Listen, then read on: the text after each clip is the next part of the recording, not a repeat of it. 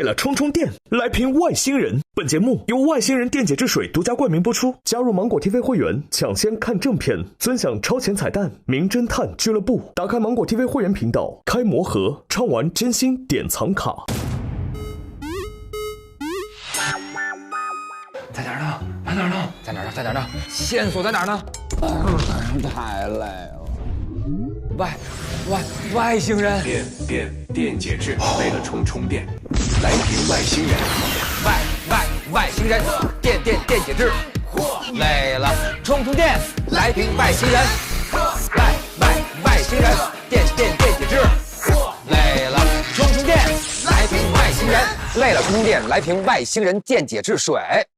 本季大侦探设置侦探排名榜，每期由代理会长根据游戏结果发放由外星人电解质水提供的侦探徽章，玩家根据徽章数量进行排位，最终侦探排名前4的玩家将获得本季名侦探俱乐部闪耀侦探称号。侦探徽章结算规则如下：单期投凶时，侦探可以在2轮各投出1票，共计2票。侦探助理及其余玩家可在第2轮各投出1票，若检举凶手成功，投票正确的玩家各获得1枚徽章。侦探若2轮都投对，则额外获得1枚徽章；若检举凶手失败，则真凶获得6枚徽章。此外，每期将由内投选出1名 MVP 玩家，代理会长可投2票，玩家每人可投1票。MVP 玩家将额外获得1枚徽章。代理会长作为侦探排名发起人，拥有外星人电解质水提供的侦探徽章的发放权，不参与最终排名。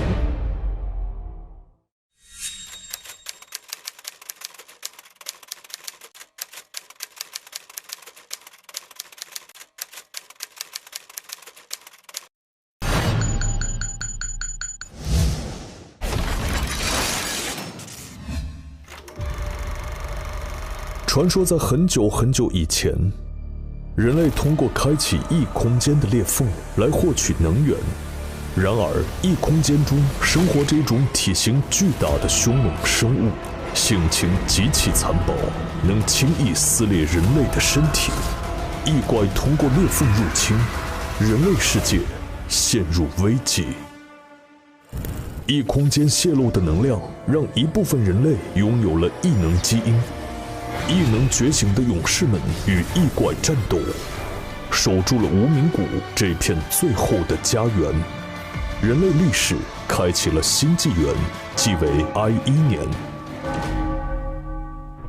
无名谷内有一所全封闭的异能修炼学校——异灵异学园，其中最优秀的学生将在毕业后投身对抗异怪，保卫世界的和平与安全。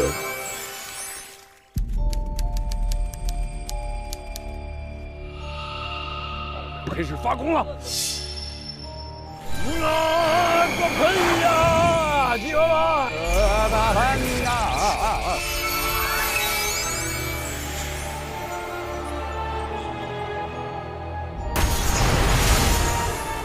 哎呀，这是什么地方啊？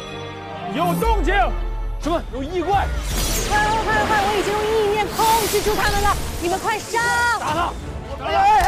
哎，怎么有人打我？动手！我来开灯，大家别慌！闪光！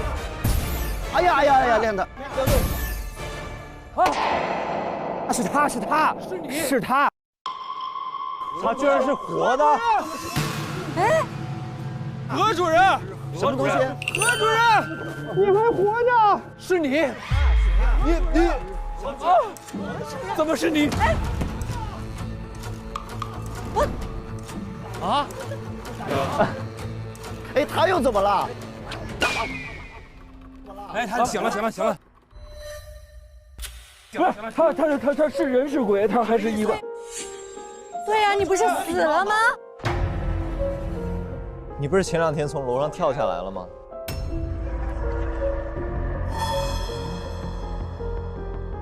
我什么？我是你们喊我什么主任？何主任。等一下，您看看您的这儿写着呢。他写着呢，调研主任嘛，何浩言。你们是学生是不是？对呀。我是你们的主任。怎么你失忆了吗？我刚才经历了非常非常多的事情。您不认识我们吗？我完全，我甚至连我死了我都不知道，我还能认识你们。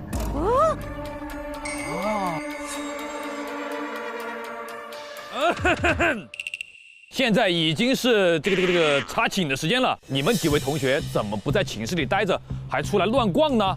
你是谁呀？我是这里的纪律委员。你图啥呀？你们已经严重违反了这个学校的校规，这个礼堂是禁止进入的。那你怎么进来了？咱们学校的校规是8点半就要开始查寝啊。然后我刚才是在后山巡逻，碰到了我们的何主任，我一路跟随他来到了这边。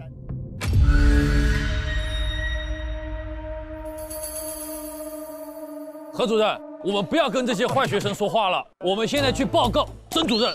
你们就在这儿不要乱走动哈。走，我们去打小报告了，何主任。走，我们走这边。我们走这边，这里有个门怎么办？对，我一脚把它踹开。好，走了。哇，你等一下，我们帮你配合一点声效。这里有个门怎么办？看我的吧！这么长啊，这演。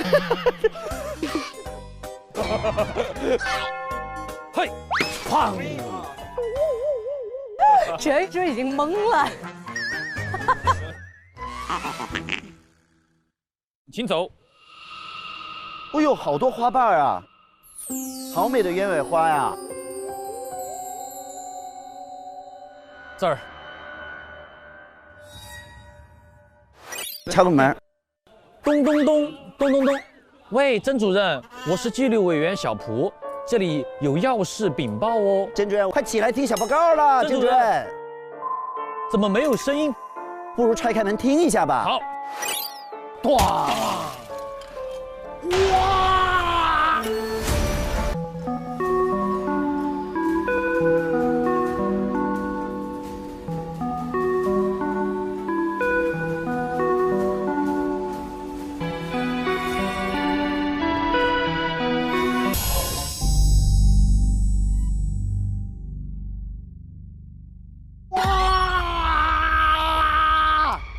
第9集了，终于有不完整的尸体了，好刺激啊！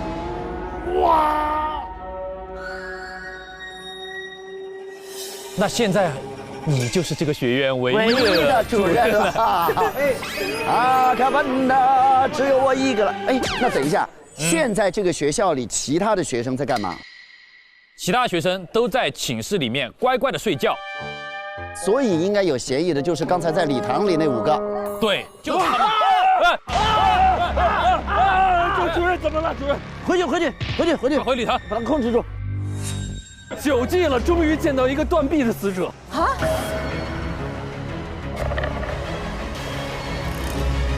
各位同学们，虽然我记性不好，但是我眼神好。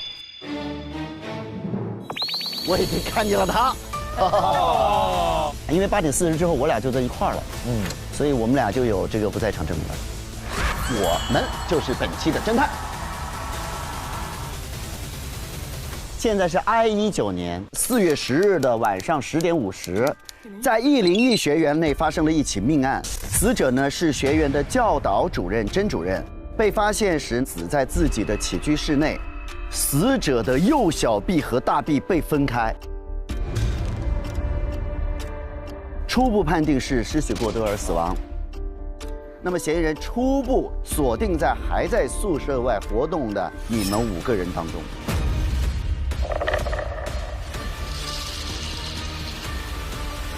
我们去操场聊一聊吧，好吧？走。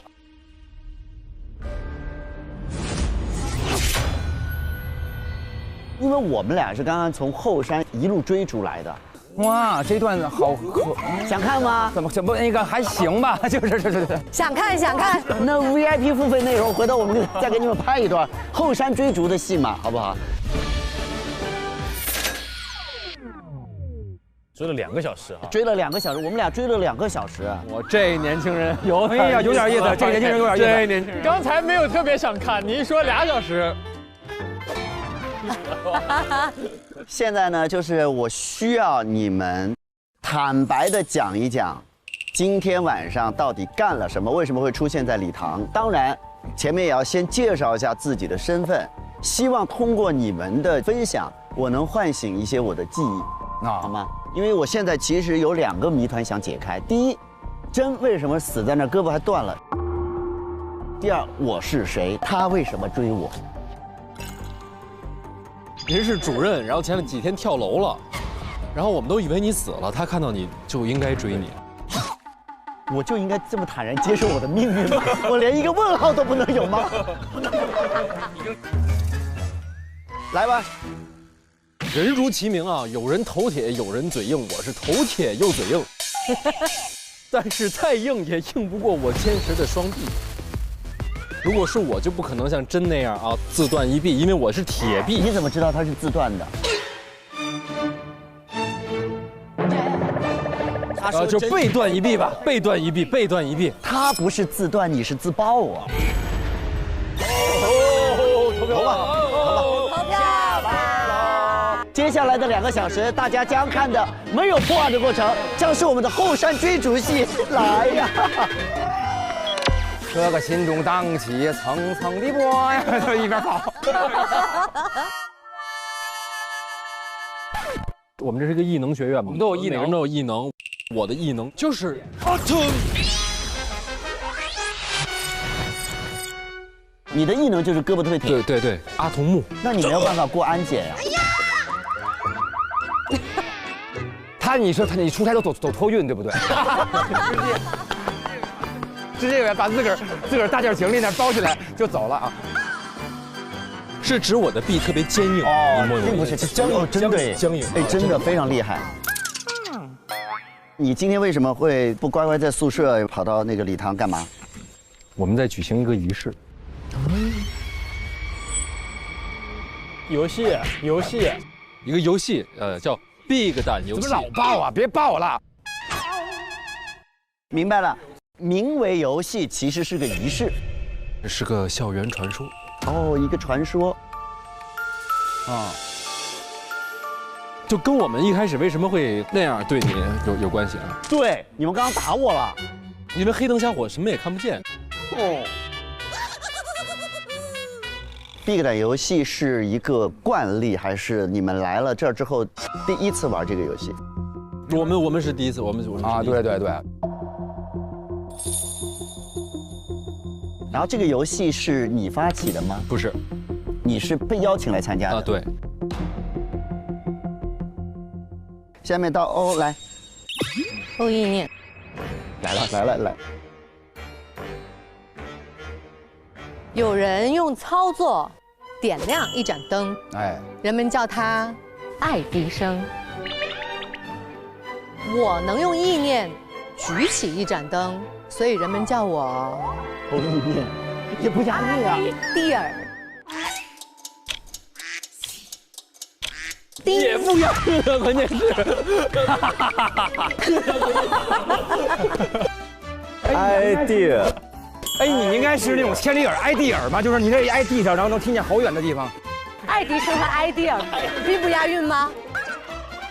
啊好，然后认真努力，守规守纪，我是老师的好助理。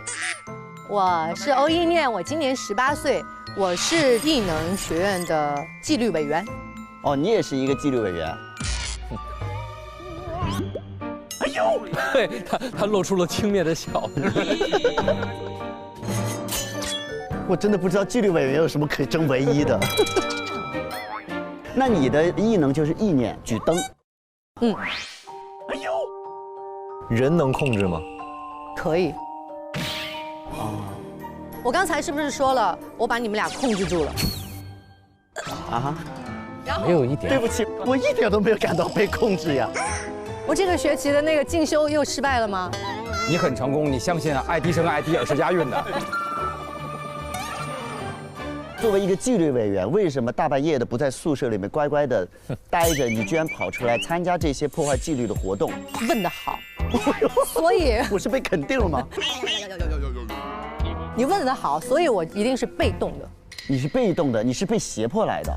倒不是胁迫，反正不是我主动要，就是跟他们。不是你发起的。对，不是我发起。大感应来，你是押韵的吗？我没有什么押韵，我也是会异能，我是异能警啊。然后那个异能警，我会的异能是这样的，因为我会隐身。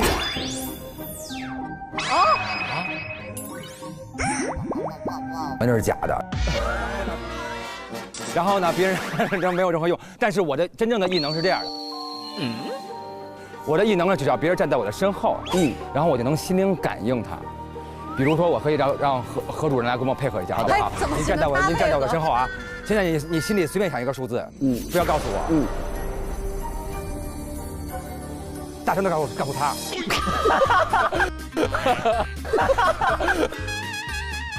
是几？告诉他了，就是大声的告诉他。4，你看没有？猜到了。我只要不要告诉别人，我就能意念到别人的想法。你今年的学分为0。可以。你们这有点诈骗的嫌疑。咱们是个诈骗学院吗？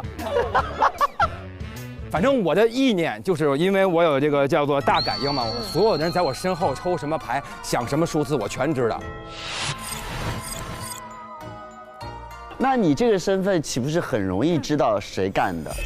对，他是在我身后。所以我们就是今天要想办法，凶手的话，我们注意凶手有谁是不站他身后的。对。你现在站起来，敢的话大家往后走，站他身后。什么意思？大家要绕着你。吴虎你好，你是等位的吗？你刚才吓我一跳哦。你今天也来参加这个游戏了 ？Of course， 也不是你发起的这个游戏，不是。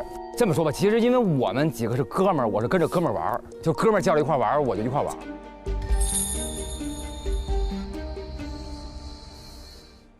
大家好，我是练习时长18年，生下来就在这儿一直练习，努力要做 A 班最强的折不疼。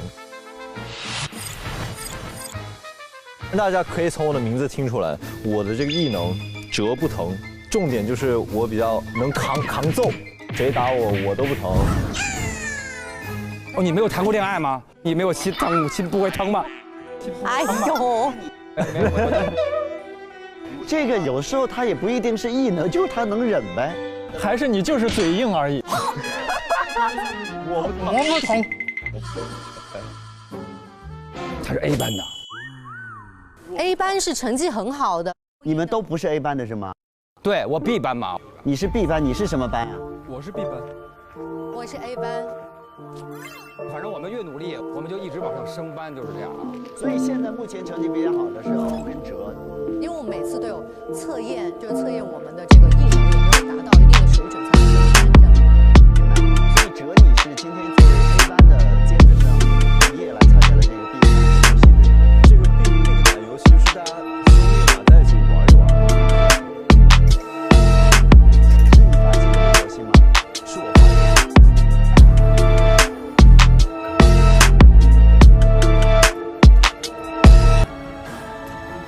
下面那个陈，坐如钟，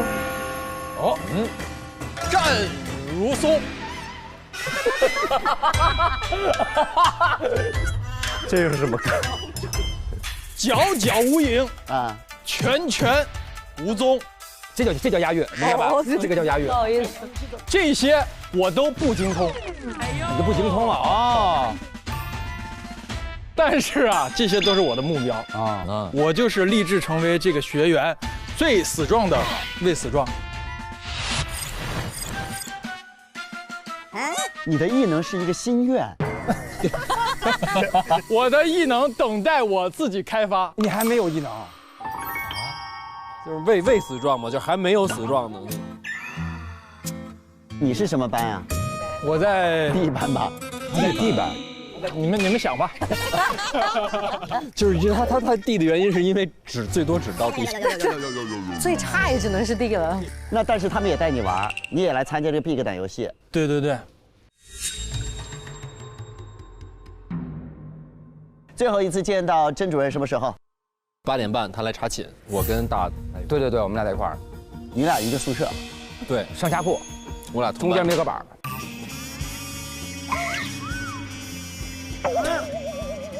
他来查寝，然后就见到他了。有交流吗？没有，就看了你们一眼。对，他就走了。后来有没有出去办私事儿？那就是到那儿了吗？就是 Big 胆游戏就是我们的私事。几点去的 Big 胆游戏呢？21点。我们先8点55到体育馆集合。对，到的体育馆，我们每一个人是单独出发去的礼堂。嗯。这个是大家共有的时间线，对吗？8点55在体育馆集合，然后9点钟游戏开始，大家陆陆续续去礼堂。对。No， 我就跟张，我们是一块儿从宿舍出发去的体育馆。是，对吧？一块儿。已经说一块儿到体育馆了，体育馆之后，现在说的是后是单线出发的嘛，对吧？去礼堂。你再好好看看你的时间。你在我背后，我都知道你在想什么，不要老说，不用说出来，我早就猜到了，明白吗？这边的人我不知道，这边我非常清楚。我是8点45看到主任来查寝的。好，来大。但是一模一样的，也是8点半，跟他在一个宿舍。你就没有别的任何私事了？没有，完全没有。我是跟魏同一个宿舍的啊，我们俩是一起见到甄主任在8点35左右，他来查寝，他就是看我们在不在，看了一眼然后就走了啊。我们是2个人一起去的体育馆，然后在门口碰到了欧还有大跟张。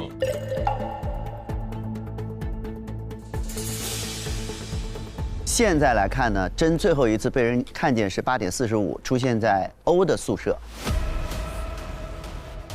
最后我们是在10点50的时候发现他胳膊断了，失血过多死在了他的宿舍里面。来搜证吧，今天我们分2轮搜，第1轮是我、普、欧和魏，第2轮是张、哲和大。好吧，大家加油，加油，好。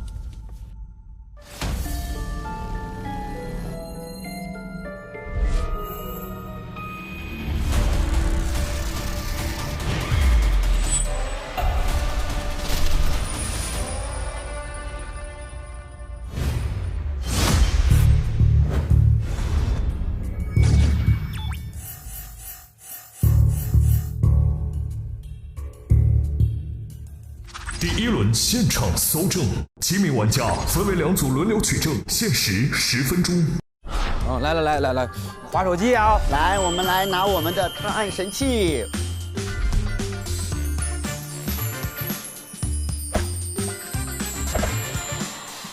外星人电解质水探案神器规则。外星人电解质，请各位念出外星密语，点亮充电站，抽取有RY舞动 buff 的外星充电机，赢得奖励吧。外星密语是乐乐充电，来评外星人。在哪里？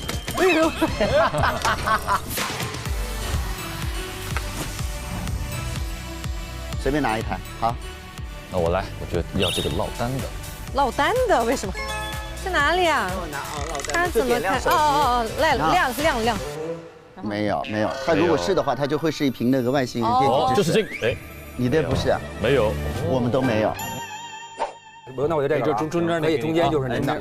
这一拉开，有可能一滑，它有一个有点舞蹈，而且奖励一个新手机。然后等会儿，真的假的？假的呀！哎，来吧，就这个，就是这个，外星人电解质，外星人电解质。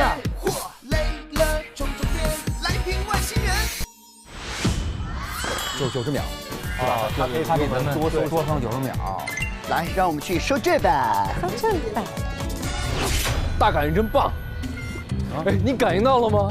哇塞，我就知道有人在背后里夸我。搜证。这个校规一看就有问题。无条件相信老师说的话。5点到10点会有花瓣雨。来吧，搜起来吧。我先去现场。花瓣雨后留下的脚印，有个43码的人走进去了。这是多大的呢？这2串也是个43码的脚。来吧。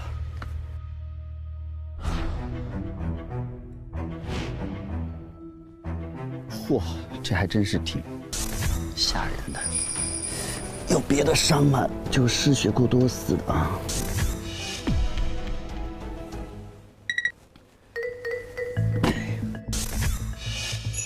这是他这双鞋吗？哦，这是43，这是他的脚印吧？那这就是他自己走进来的。这里有一个问题啊，就是他如果只有他自己的脚印的话，那他是怎么弄的呢？我要去拍拍大家的鞋，欧的鞋长什么样子？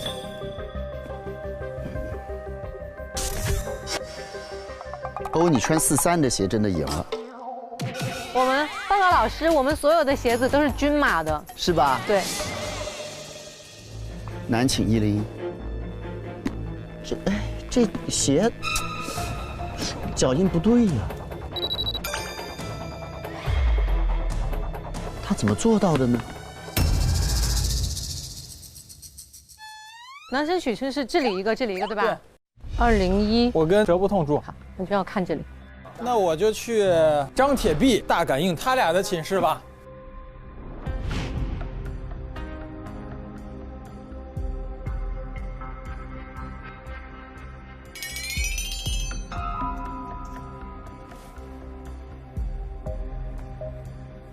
兄弟，他背后有个坑，他不会就是何主任吧？摔下去，头摔了坑，他就是何主任的真身啊！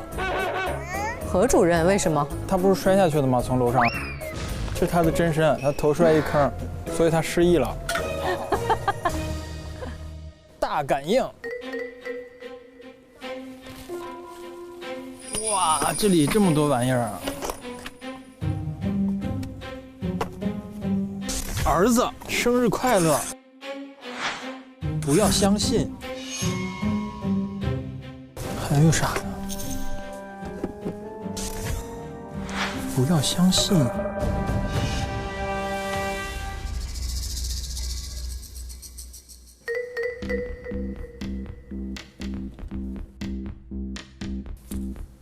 哎呦！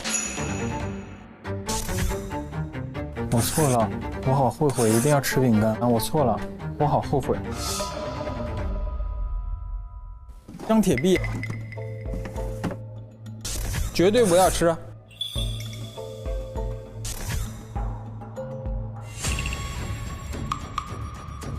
一定要吃饼干，绝对不要吃。公共厕所，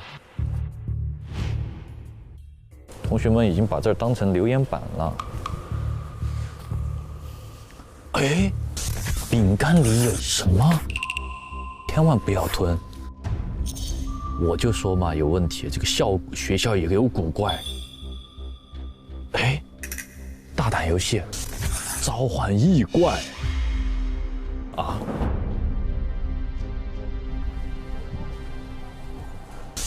毕业是谎言。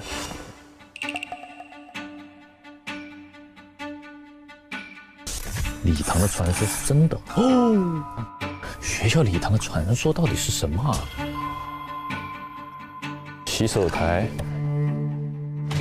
真该死！哇，那证明学校里面有人是对主任有怨言的。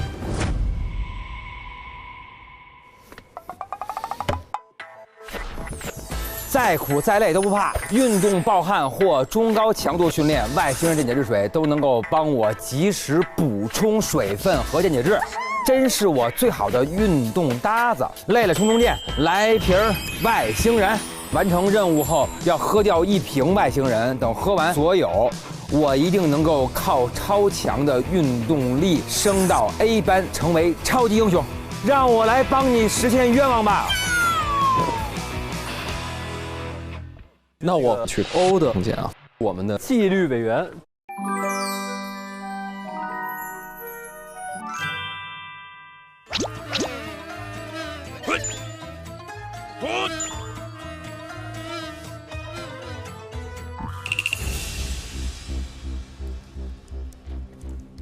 帕斯沃德之书，人称、名称、方位词。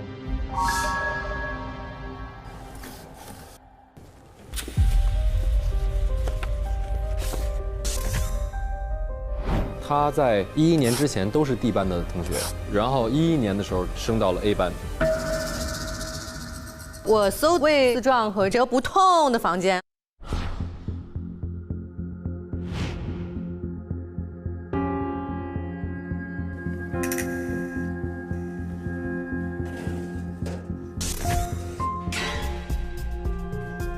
是干什么的？哎，那个谁，喂，这是你的吗？这是干嘛的？这谁桌子下面的呀？折不痛的桌子。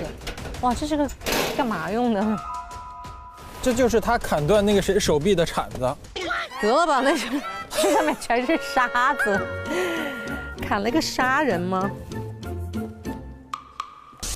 三小队土拨鼠计划啊，土拨鼠计划。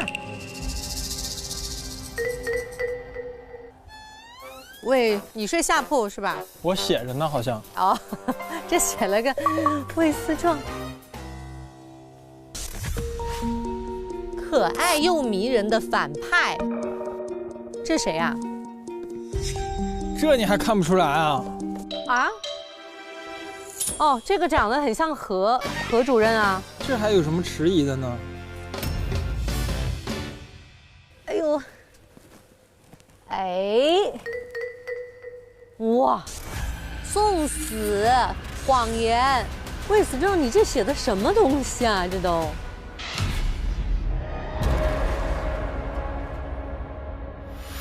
我们可以先去甄主任的办公室看看。何是不是在这儿啊？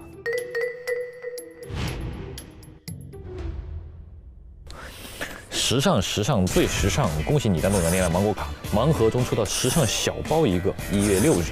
哦，何主任是动感电缆芒果卡的忠实用户啊！派甄主任于2019年1月1日赴无名谷唯一学校101学院就职，担任终身制教导主任。鉴于其贡献巨大，给予家庭每个成员赠送一张动感电缆芒果卡以表嘉奖。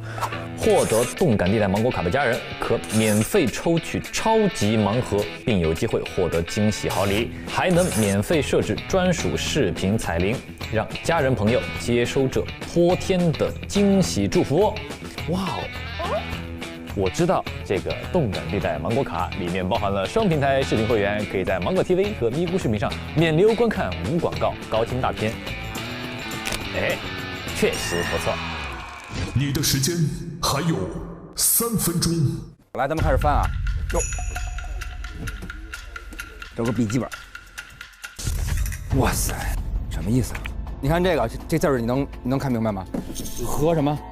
何主任，最近在同学中兴起了一股逃出学院打异怪的风潮，甚至还有人想在校内召唤异怪。有人这校内召唤，我发现背后的始作俑者是甄主任，他煽动学生们破坏校规，希望您能够尽快制止。这个是啥呀？密码没有，打不开的。试一下。你能生破解呀？试一下。你还是在社会上没吃过亏啊，你自己就是啊，这得试好久的。开了。开了。真能哇！多少？是那个甄主任的生日。甄主任生日你怎么知道？我是甄主任的学生好朋友。这个人平时跟我们玩，还带着我们干那些。我跟你说，你就是甄主任的喽啰碎催，对不对？我很信任甄主任。你很信任，我们不信任你。现在这是什么呀？3月25号这么拷打，还是什么都不说，看来是真失忆了。哦，这还有。上午把它敲晕之后，避免晚上被发现。这是今天的，他把谁敲晕啊？你的时间只剩最后1分钟。这儿的哦，何主任，今天深夜围墙边有行动，这是死状。哦，你们都有自己联系好的老师，为死状，咱俩没有。对，咱俩没有，咱俩我们是好学生。我们看看还有吗？怎么是这么一个码啊？这也没有屏幕啊。封条。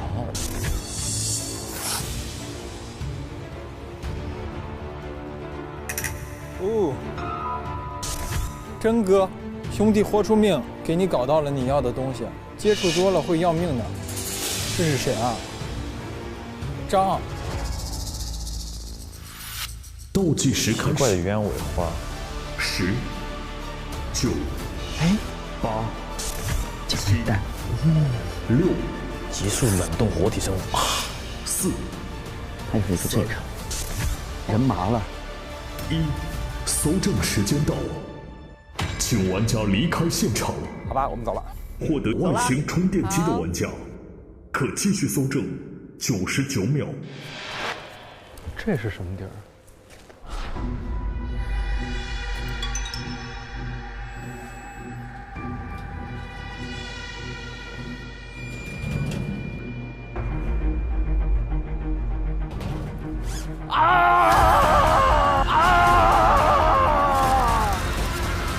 时间到，请离开现场。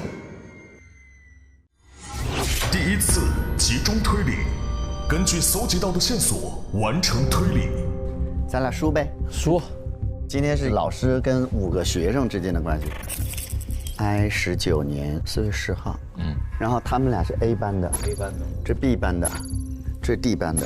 然后他们俩还是室友，上下铺的关系。他俩是一起来的，然后他们一起去参加了一个胆的游戏，其实是一个仪式。对，我们这里还要有一个地理上的东西要跟大家讲讲。这个是礼堂，这个是教室宿舍，然后这个路程是2分钟，返回也是。把他们都叫上来吧，请接受审判。这个学校非常的漂亮，充满了这种马卡龙的色彩，但是没有任何的幸福感。这里面其实大家都是有一些异能的。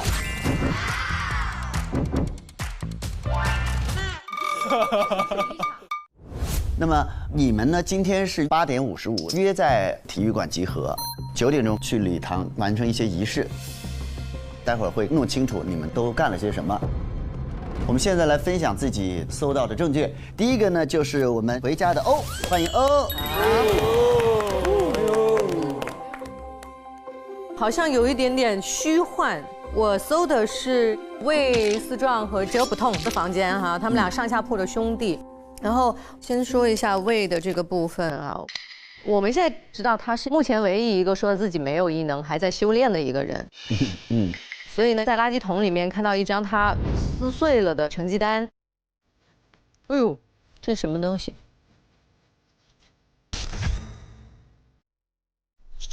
真的，我们学校里面其实有一个那个异能测试的地方，然后每个季度单独测验的内容还禁止互相讨论。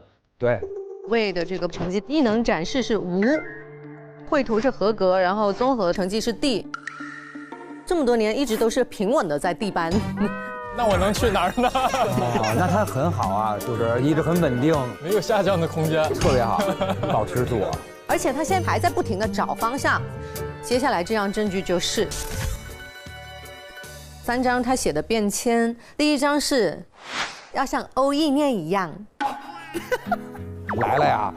哎呦喂，升到 A 班啊，成为超级英雄啊，所以偶像本人在此。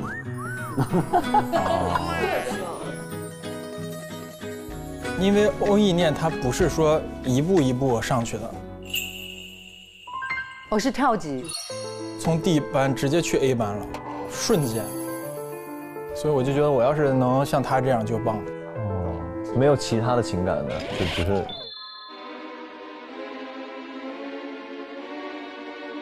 你这问的太早了。哎呦喂，可以，这位少年非常好，刚来就磕呀。你知道的太多了。你是看过别的故事吧？专追你们这条线的，对不对？糖都会回来的。然后呢，第2章他写的是加倍训练，第3章是创造极限危险时刻，参加 Big 胆游戏。啊。就他给自己创造一些刺激，可能让他自己异能觉醒一下。哎，那 Big 胆你也试过了？没有啊，这不是被你们打断了吗？对，我们的游戏还没有开始。你们要不来，我说不定就已经激发了。所以他们两个阻拦了你飞升。哦，他的技能是怪别人，就是把所有责任都推给别人，这是你的技能。自个儿没有成长，说都是因为你们。我本来自个儿挺好的，甩锅。对，甩锅好，不会做饭，但甩锅甩得好。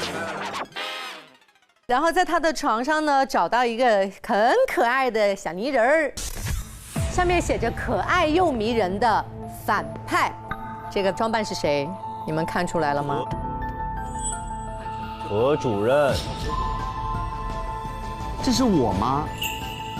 是你。这个事儿是我们后来发现是确实，他跟你关系非常的紧密。就是因为我们的主任叫何好言嘛，就是他对我们所有的同学都非常严厉。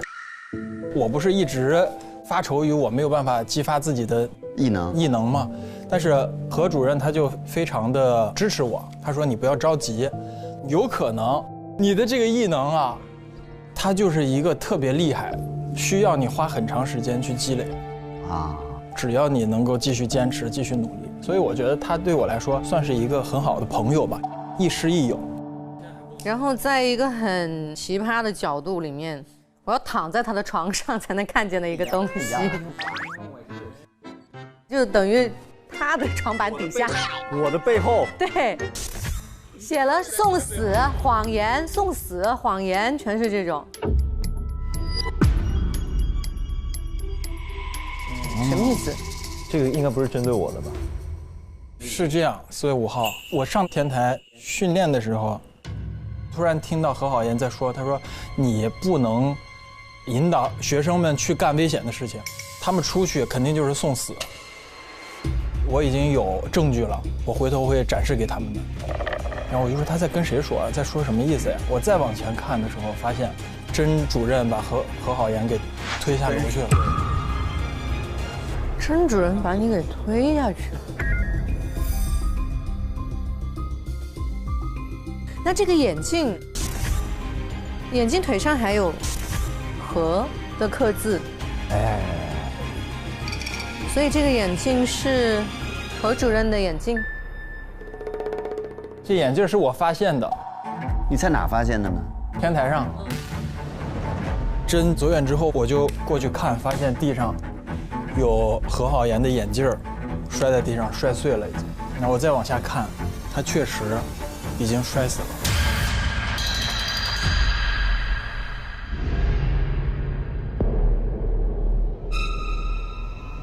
然后你就把他眼镜捡回来了。我捡回来了。所以你为了报复他，哦，因为我对你来说是可爱又迷人的反派，所以你就把甄杀了，对吧？动机盘出来了。对了，脱案，投票吧。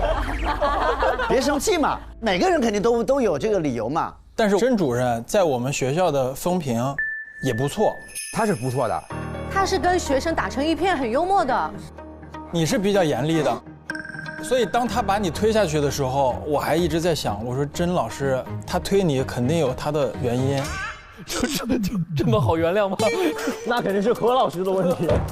经不起人品，他平时跟你们玩成一片，他就可以推我吗？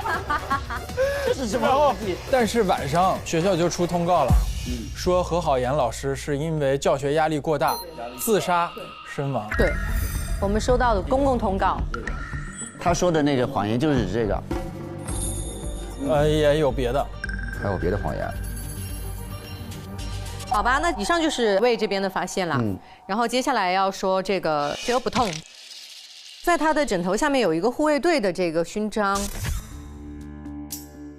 然后我们知道护卫队是我们这个学校学生毕业之后才有资格参加这个护卫队。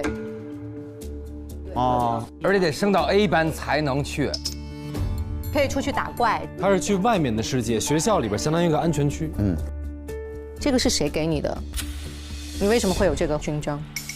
这个是那个甄主任给我的。甄主任给了你这个徽章。对，因为甄主任跟我说他之前在护卫队待过嘛。甄在护卫队待过。对，就是甄主任关系跟我比较好，他也一直像何主任鼓励他一样鼓励我，说我一定可以尽早毕业当护卫队。我是觉得甄老师是一个能鼓励我、给我力量，在你心目中是个很好的老师。对。然后背面写着加油，像你哥哥一样勇敢。因为其实我有一个哥哥，他是大我2岁，他叫折滚烫。关于我哥，我们的欧也是比较熟的。对，因为我跟他哥哥是好朋友。哎，哥哥的能力是，他的超能力就是他可以让周围一切触碰到他的东西沸腾。那他就是个厨子嘛，不就是？他就是能做饭嘛，对对，触碰的劲儿。不对，他是个炉子。对，他是个炉子。我哥是在去年9月10号，他突然跟我说，他要让我自己好好待着，他想出去看一看。他走了之后呢，我也不知道他去哪儿了，因为欧不是跟他关系好吗？所以我就去问了欧，欧说我哥哥他毕业了，去护卫队了。所以我就一直很想追随我哥哥的步伐，当护卫队去打怪，保护我们这个无名谷。护卫队其实平时你们是见不到的，对不对？对。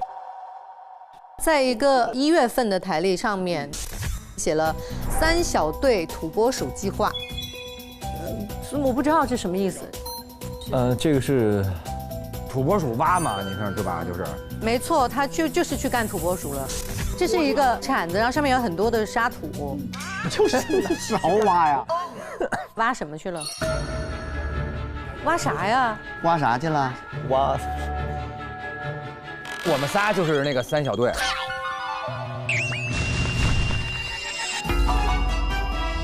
那我就把这个计划详细的告诉大家。可以。因为也没有什么，挺多人都知道的这个事儿。哎，我们都知道啊。挺多人就是你们仨的。对。挺多人，3人不少了啊。甄主任是19年的1月1号来我们学校的，然后1月5号的时候，我的好兄弟大，对吧，跟我们说还是得出去看一看，因为我是因为哥哥，但是我不知道他们俩。因为我这个人就比较上进嘛，上进又聪明嘛。啊，你们老夸自个儿这个人，太想进步了。所以呢，我就想到了一个计划，或许我们可以挖一个地道，从那个学校下面给钻出去。你就用这小铲子挖了猴年马月能挖出去啊？毕竟我们这儿有一个铁壁呢。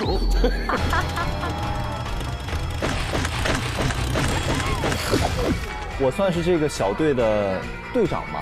路线也是他制定的？不是，是我当时制定完这个计划之后，然后我把学校的地图给了张来帮我们制定这个路线啊。然后呢，我也写了一个那个详细的排班计划。在15、16、17、18往后都有一些字母。15号的时候写了一个 ZD，16号呢写了个 ZZ， 又把这个 Z 划掉了，改成 D。张大、张哲。然后第2天把地划掉了，又变成了张铁壁和折不疼。对，就是这意思。我是因为作为队长，我每天都在挖。然后大呢是让我比较惊喜的，因为我觉得他特别够哥们儿。那是。他第1天的时候是他嘛，第2天按理来说应该是张来了，但第2天张没来，大又来了。然后我就很惊讶，哎，大你怎么又来了？挺够意思的。然后那个大当时就说时间有限，赶紧开挖。啊，你认错人了吧？这话是你跟我说的呀？啊？咱俩是一个人。我听过你跟我说这话呀。你怎么又来了？我没当回事，我说时间有限，开挖。这话咱俩的对话呀。大他跟你说过吗？我不知道。你确认你是对大说的？我确实是跟大说的，跟我说的。不但是他可以证明，而且日历上那个把 Z 划掉换成 D， 就说明确实是张没来，大来了。但是他认为的大来了，但是你都是轮着去的，我们都是轮着去的。但是中间16号这一天，他把我认成大了。哎，他跟我说你怎么又来了？我很奇怪，但我没当回事。我说时间有限，跟你妈吧。我们俩就是轮着的，1人1天。我觉得你为什么会认错人，这个特别奇怪。我也觉得很奇怪。我觉得 B 班也就这样，反正。真的。你别说 B 班也是 ，A 班也不太行。那后面就没有了，31号就没有人挖了。挖通了。挖通了。挖通了，您猜怎么着？我们挖到了真的办公室。真的，让说哎来了哈，然后就是，因为我们不知道前面是什么呀，感觉有亮光了是吧？然后我们说一铲子说打开了，一看是甄老师的，他说来了，他看到你们了吗？看到，看我们了呀，我们还聊了会儿。但是他的态度很不一样，他好像就是料到我们会干这个事儿，他还跟我们说，没事儿没事儿啊，年轻人想看看外边是好的，下次别挖错了，别挖这儿来了啊，这儿不挖错了，下回别这么挖别地儿去。很支持我们这样干。对，那个洞现在还在吗？现在被他封了，挖到的那天就被他封住了嘛，当着我们3个人的面。那你们是挖错了，还是故意挖的？但反正挖的这个路线是张定的。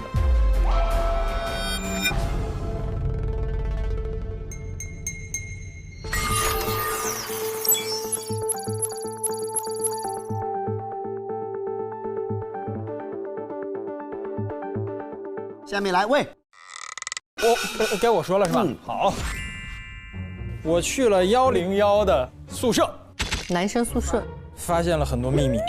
哦，我感觉他们俩秘密挺多的。真是的。这位同学没有必要，就是说那个，对，踩我们干嘛？还没说话呢，开始踩我们。大还有个兄弟，还是你有一个兄弟？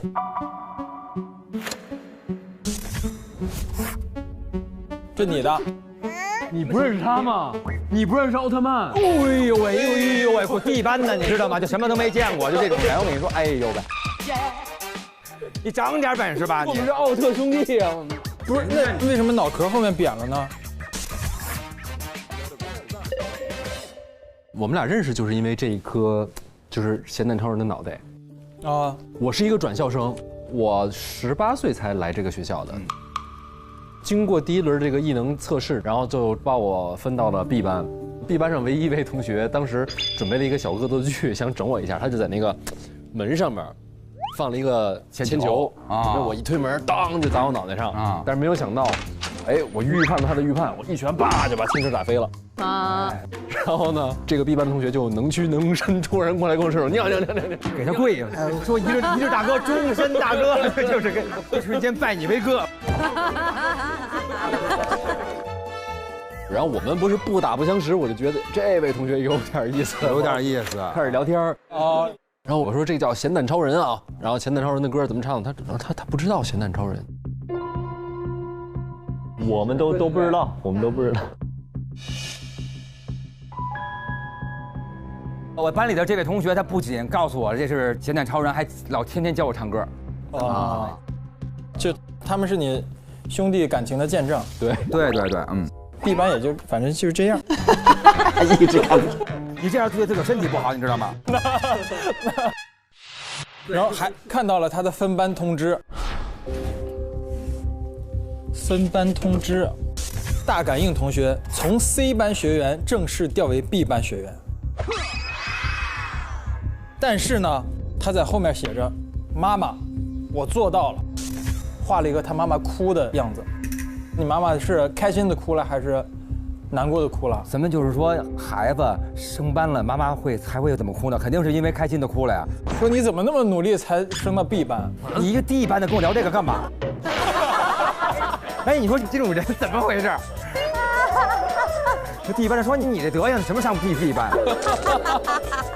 你能不能看看人家，看看我左边右边的？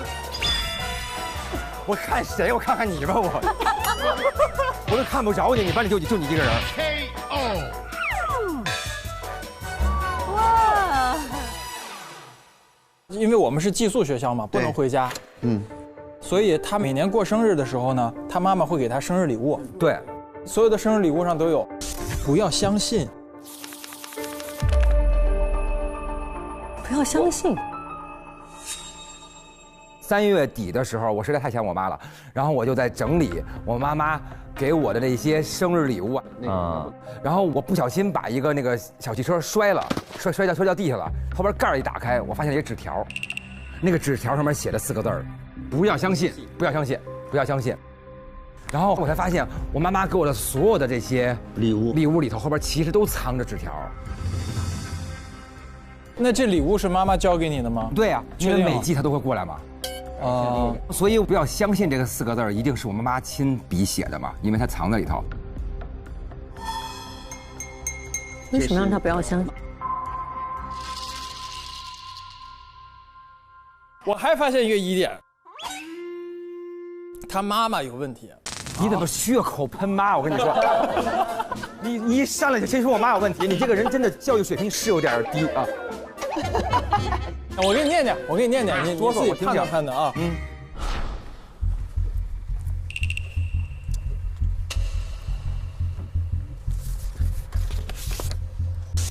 亲爱的大感应，妈妈最近工作需要出差一段时间，你要好好的听老师的话，不要挂念我，等我忙完了就来看你。爱你的妈妈，大格局。爱19年的1月1号，妈妈写的一段信。对呀，没有问题啊，没有问题。然后爱19年的4月1号，妈妈又写了一模一样的信。这2封信一模一样，但是呢，我发现了一个细节，他妈妈的这个笔记呀，发生了变化。他妈妈写口的时候是一个圈儿。他这个口就是正常的口，可是妈妈给的礼物口都是圈儿。对对对。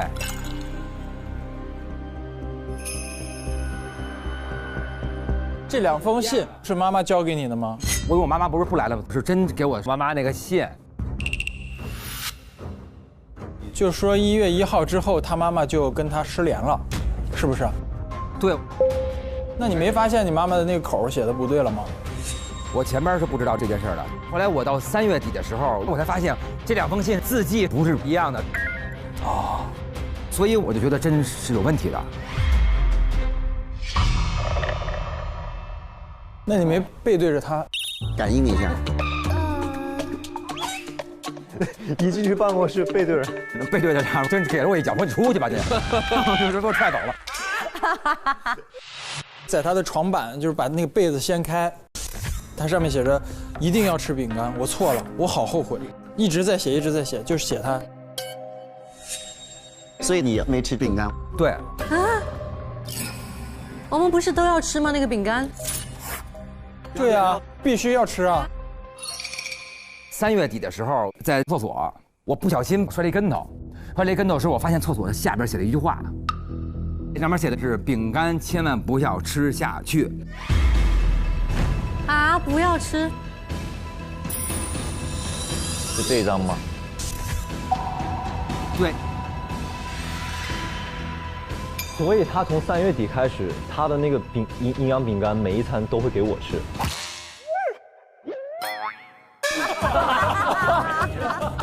所以是因为这个。哎，这学校学的是什么？都是学甩锅的吗？他们都甩这么好，我还特别感激他。哎，等会儿啊，这事儿是这样的。咱们看调监控好吗？恼羞成怒。最开始不是说这什么不能吃，我当时就不吃了。后来学校老师发现了，说你不吃不行，你得去自闭室。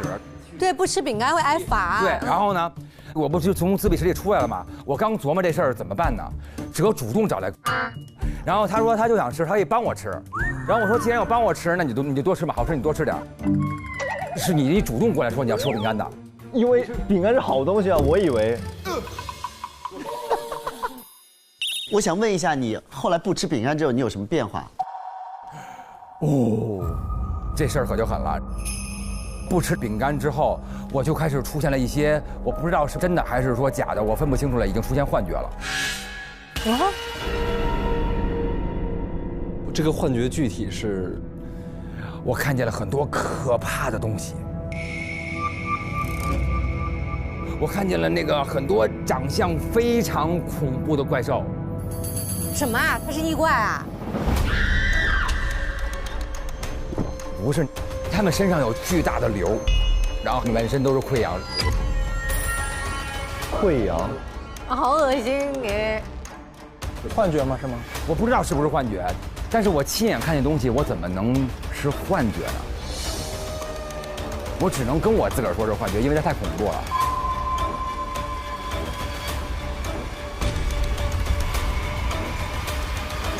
那你后来再吃了吗？就一直没吃啊？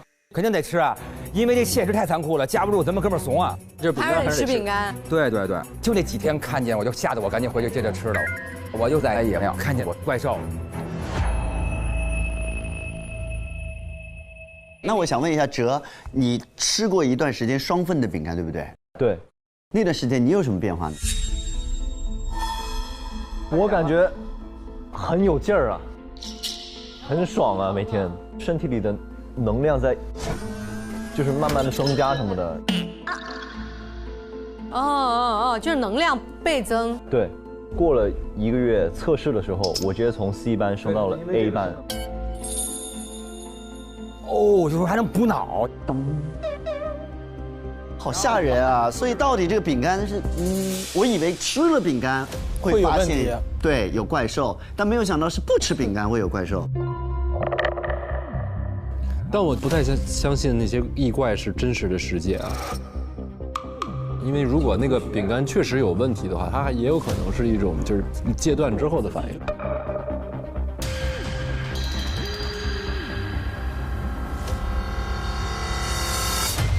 大感应的就这些了，剩下的就是这个张铁臂的，他跟和还有一段不为人知的过节呢。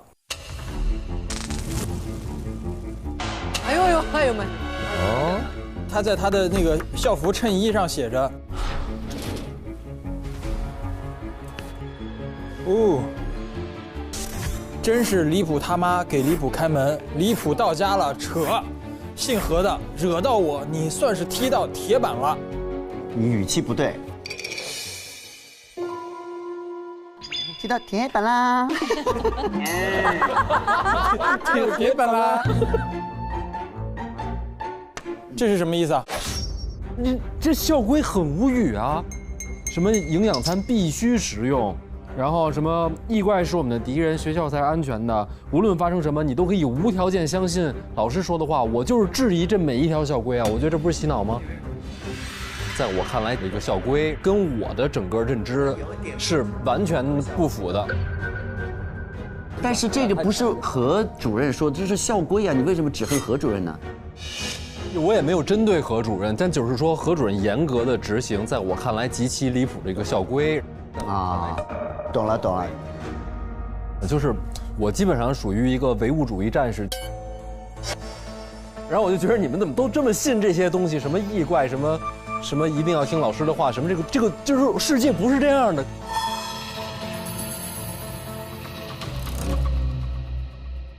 然后还有就是他制定了一个挖地道的路线。他们要从职工大楼一直挖出围墙，但是他们画了一个这个红的，画到教职工大楼了。我故意的。你为什么要挖到老师楼里面去？因为我觉得那儿有真相。啊，结果呢？结果真想 say hello， 是不是一个教主？你好。挖到我这，你算是挖歪啦。然后呢，我发现张铁臂他也没有吃饼干，绝对不要吃，工工整整的摆在盒里。哇！给我吃啊！所以你看见个什么？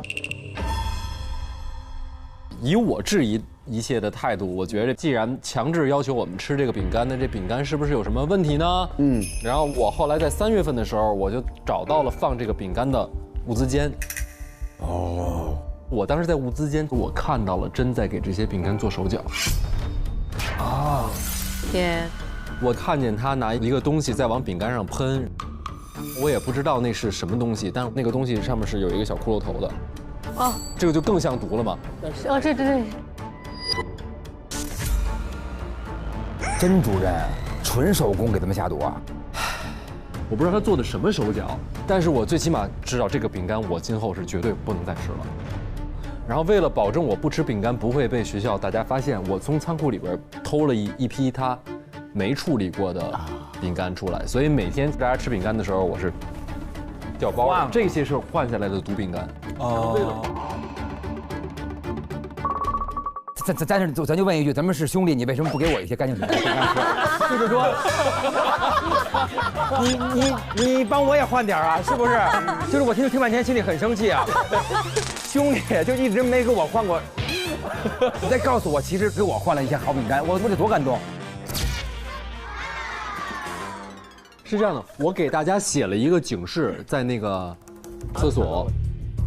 所以他是看到了你。他摔倒的时候，你看到的就是他写的警示啊。对，我想告诉大家所有人，那个饼干不能吃。但我在写那个字儿的时候呢，我不太确定真在给那个做什么，所以你看那个不要吃的那个上面划了好多。对，其实你仔细看，有一个被划到毒，有，然后又写了坏东西，但是我就觉得怎么形容那个东西，我不知道。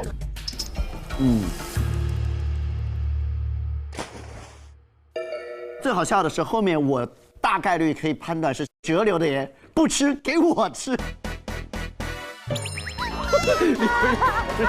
迷恋饼干的折，主要他能让我上进步。老想进步啊，只要能进步，什么都行。那这后面是不是跟这饼干也有关系啊？找到了一张字条，字条上面写的是：真哥，兄弟豁出命给你搞到你要的东西，接触多了会要你的命，你可得小心点儿。这是在哪里找到的？我意识到这饼干肯定有问题嘛，然后我就接着去查这个事儿嘛。你看那个纸条是在4月3号，就是前几天，我偷溜进了他的宿舍，然后我就在他的教职工宿舍找到了那天我偷偷看着他在给饼干上面喷的那个东西，它下边有一个字条，我就赶紧给揣到兜里边，我就给带走了。哦，那他对真的态度就是你发现真给我们下毒。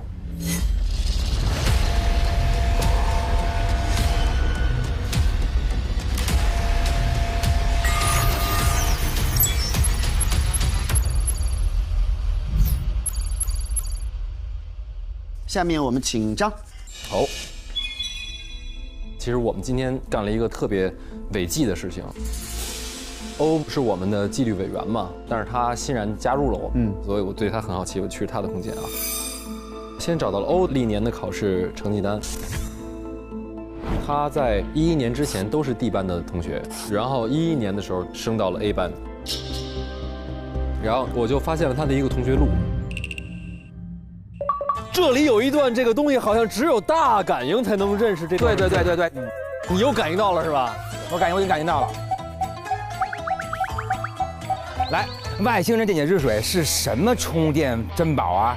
学校里流传着一首外星歌谣，是这样：外星人电解质啊，然后累了充电来瓶外星人。运动暴汗后，我最爱的是外星人电解质水。在桌面上有专属的位置，喝到能通电的位置，柜门就能打开了。行，好，喝到这位置了。好，开了，行嘞。还有一个同学录，11年写下同学录，那是折滚烫。他是这样写的啊：希望我们能一起毕业，去外面打倒异怪。14年的李小涵同学，等你毕业，我们再相见，我会回来找你的。让I16年马小资打败第一个异怪之后就回来找你分享好消息。17年这个熊睡睡同学毕业后那么长时间不能喝外星人电解质水的折磨，又谁受得了？慢慢来，我毕业后还会来找你的。然后这个学校的规则说是只有 A 班里面最优秀的那个学生能毕业，对吧？对。所以他其实，在 A 班已经待了8年了。A 班一直有他的同学毕业了，而他一直没有当成最优秀的那个，所以这8年他一直在跟他班上的同学告别。但是他有好几个告别同学都跟他留下了一个说毕业后我们回来再找你的。但是同学录最后一页是他自己写的，说外面的世界到底什么样？为什么你们都没回来？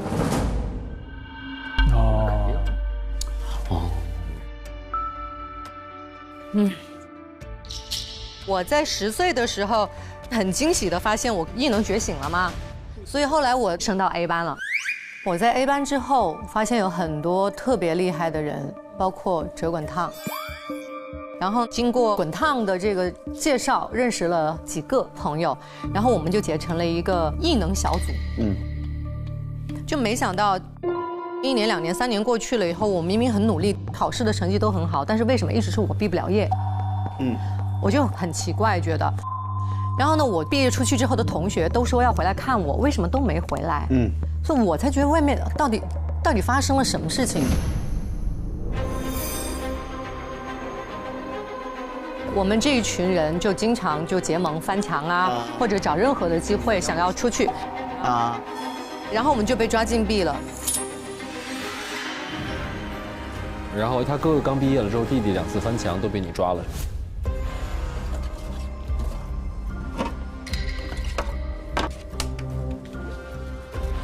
18年的9月20号和9月25号，折不痛试图翻墙，违反校规，需接受处罚。其实是这样的，我跟他哥哥关系特别好，他哥毕业之后就跟我说，一定要帮我照顾好我的弟弟。然后我不是成为了这个纪律委员吗？所以我每次都会盯他盯得比较紧。他犯了事儿之后呢，我会给他写罚单，就是告诉他你记住你犯错，但是呢我会把他收起来，就是不会往上交给老师。免于禁闭了。对对对，我会保护他。确实是2次都没关禁闭。命真好，还有姐姐帮你护着，牛啊！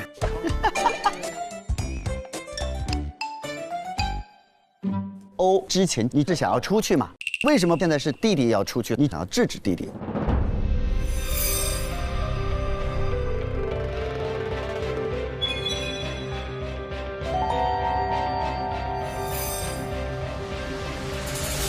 然后还有一本帕斯沃德之书，它里边就是不同的代号、人称、名称，然后方位词，把每一个我们常用的主谓宾都写了一个编码，等于他自创了一个密码系统，然后用这些特殊符号可以做一些基础的信息交换。这就是我们结盟的这几个人，为了不被老师发现，自己自创的一套密码，然后在我们几个人之间流通。这样的话，你们就可以通过一些别人看不懂的方式来约定好什么时候去哪里行动。对，是的，是的。欧的房间就没了。他的痛点一个是一直毕不了业，另外一个就是那些同学们到底去哪了？对。因为每个人都强调了我一定会回来看你，但就是没回来。但是并没有跟真引起过任何冲突。还没有。然后我不是拿到那个手机吗？我能多搜一会儿，然后发现了学校里边一个很惊悚的空间。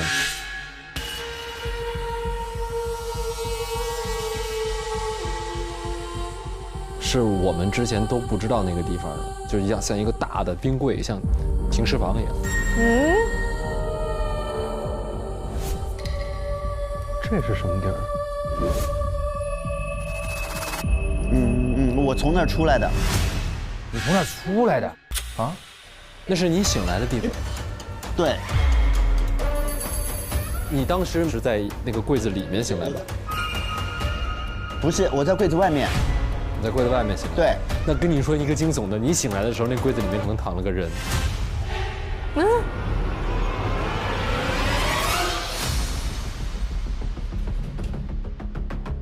这个人没有脸。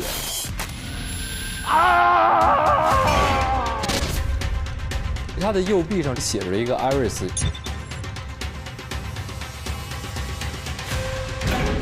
这个人脑袋后面大量血迹。而且这个人不知道怎么说，完全消去了五官。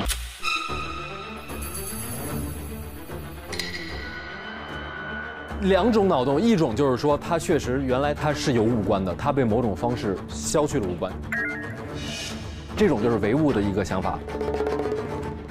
另外的推测就是，也许我们受了什么药物的影响，我多少也吃过那个饼干嘛。我们对人的一个身份认定，并不是一个就是客观世界的一个决定。不吃饼干之后，我看见了那个很多长相非常恐怖的怪兽。我亲眼看见东西，我怎么能是幻觉呢？不是说我看到陈就是陈，我看到哲就是哲，是我的心理暗示告诉我他是哲，所以不管他是谁，我都说哎哲。我们之所以能看到一个无面的人，就是说明我们的内心心理暗示，并不能识别这个人的身份，所以我看不到他的脸。就是他是在我的主观中无面的，有可能。就是像哲为什么会把我认成大，就是因为当时他的内心就认为这是大，所以他看到我，他也认为看到是大。大当时就说时间有限，赶紧开挖。啊，你认出人了吗？这话是你跟我说的呀？啊？你确认你是对大说的？我确实是跟大说的，但是他认为的大来了，而且我觉得你为什么会认错人，这个特别奇怪。我也觉得很奇怪。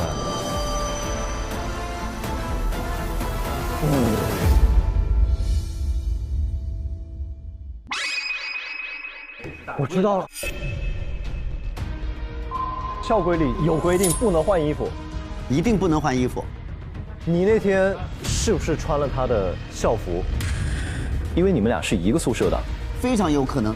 哦，所以说我们的衣服代表我们的脸。哇，鸡皮疙瘩起来了。我觉得哲分析的有可能，有可能。而且还有一点，朋友们有没有见过这么大的身份牌？这么大，它非常有可能里面是有软件或者有任何的芯片，有可能有某种识别装置。对，我觉得这个名牌很重要，就大家不能穿错。而你跟他同一宿舍，非常有可能那一天就是你不小心拿了他的衣服穿了，穿错了。明白了，所以我们现在看他的是无面的，是因为他没穿校服。对，现场发现了一套校服。是一个学生校服，一会儿我们给他穿上去，没准他就有脸了。对，我们穿上之后，那个校服是我的。我醒来的时候非常的冷，而且头好晕，后面有个大肿块，脑袋后面，然后我的手是被捆住的，那里面还有个草绳，你看见没有？有两绳。我奋力的把它解开之后，因为又冷，然后衣服又全是脏的，我就在那个空间里看到一套洗干净的，上面写了已清洗的衣服，我就换下来了。然后在那个地方，我好不容易想办法踹开了那个门，好，出来是8点40。出来之后，我跑到山坡上就被一个男生追，他就开始追我。你为啥要追他？因为认出他的脸了呀。这里面装的是你现在这身合的衣服，对吧？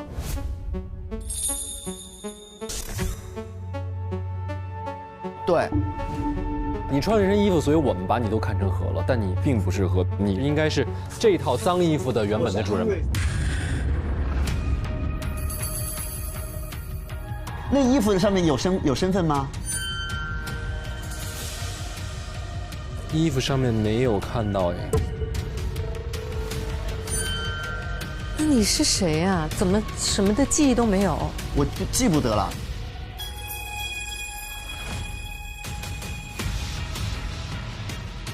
而且还有一点，各位请注意，我没有戴眼镜儿，我眼睛特别好。可爱又迷人的反派。何主任，真走远之后，我就过去看，发现地上有何浩言的眼镜儿。如果所有的识别都在于说这个衣服和身份来认定谁是谁的话，那可能大概率这是我们过去认识的那个摔死的那个何浩言嘛？对，逻辑上来讲，因为衣服在那儿，应该是他脑袋后面大量的血迹是他被针摔下去之后头撞在地上死的嘛？对。就是因为他没穿他的衣服，所以我们认不出来他是谁。对，是有可能的。这个脸上面发生了什么事情，我觉得是要待考的，就是因为我现在变成了这个人，而且我是完全失忆的。之前为什么这个学生会被攻击，而且会被捆起来放在学校里这个密闭的空间，而且里面有个冰柜，它是完完全全标准的藏尸的地方，一点都不是说凑合一下，不是应急处理的。对。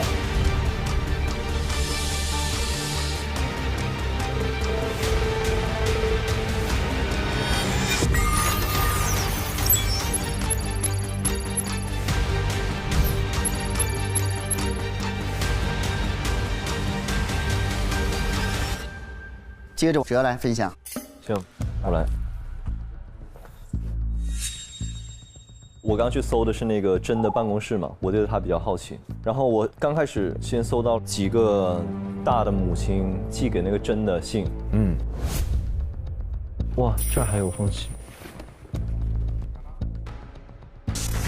抗议，抗议，抗议！然后什么狗屁学院，你们这儿就是监狱。然后把我的孩子还给我，全都是跟甄主任抗议的，就是大的妈妈她应该发现了这个学校有问题，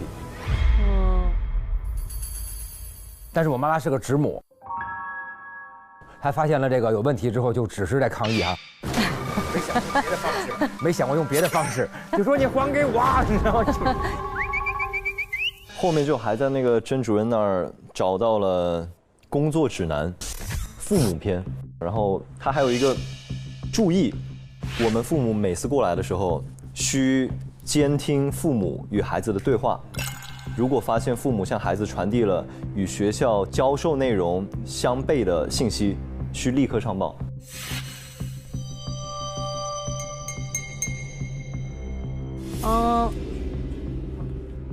他这工作指南上面就是写的有2种情况，一种是针对没有见过父母的，告诉他你是孤儿；另外一种，如遇父母去世，与父母情感深厚的，需要循序渐进，先告知父母出差，一段时间过后再告知父母不幸车祸去世，然后期间需要伪造父母的信件联系。亲爱的大感应，妈妈最近工作需要出差一段时间。爱19年的4月1号，妈妈又写了一模一样的信。她妈妈的笔记呀发生了变化。所以刚刚像，就是那个大，他那些都是学校伪造的。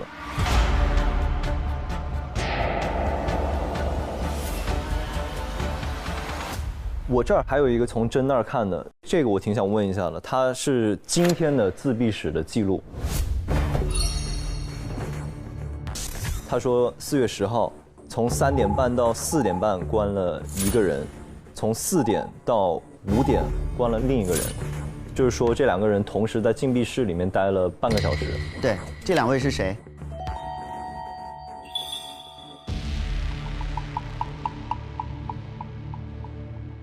他后面写了2个名字，一个是 Z， 张，没有被关。还有一个呢？还有一个 D 大。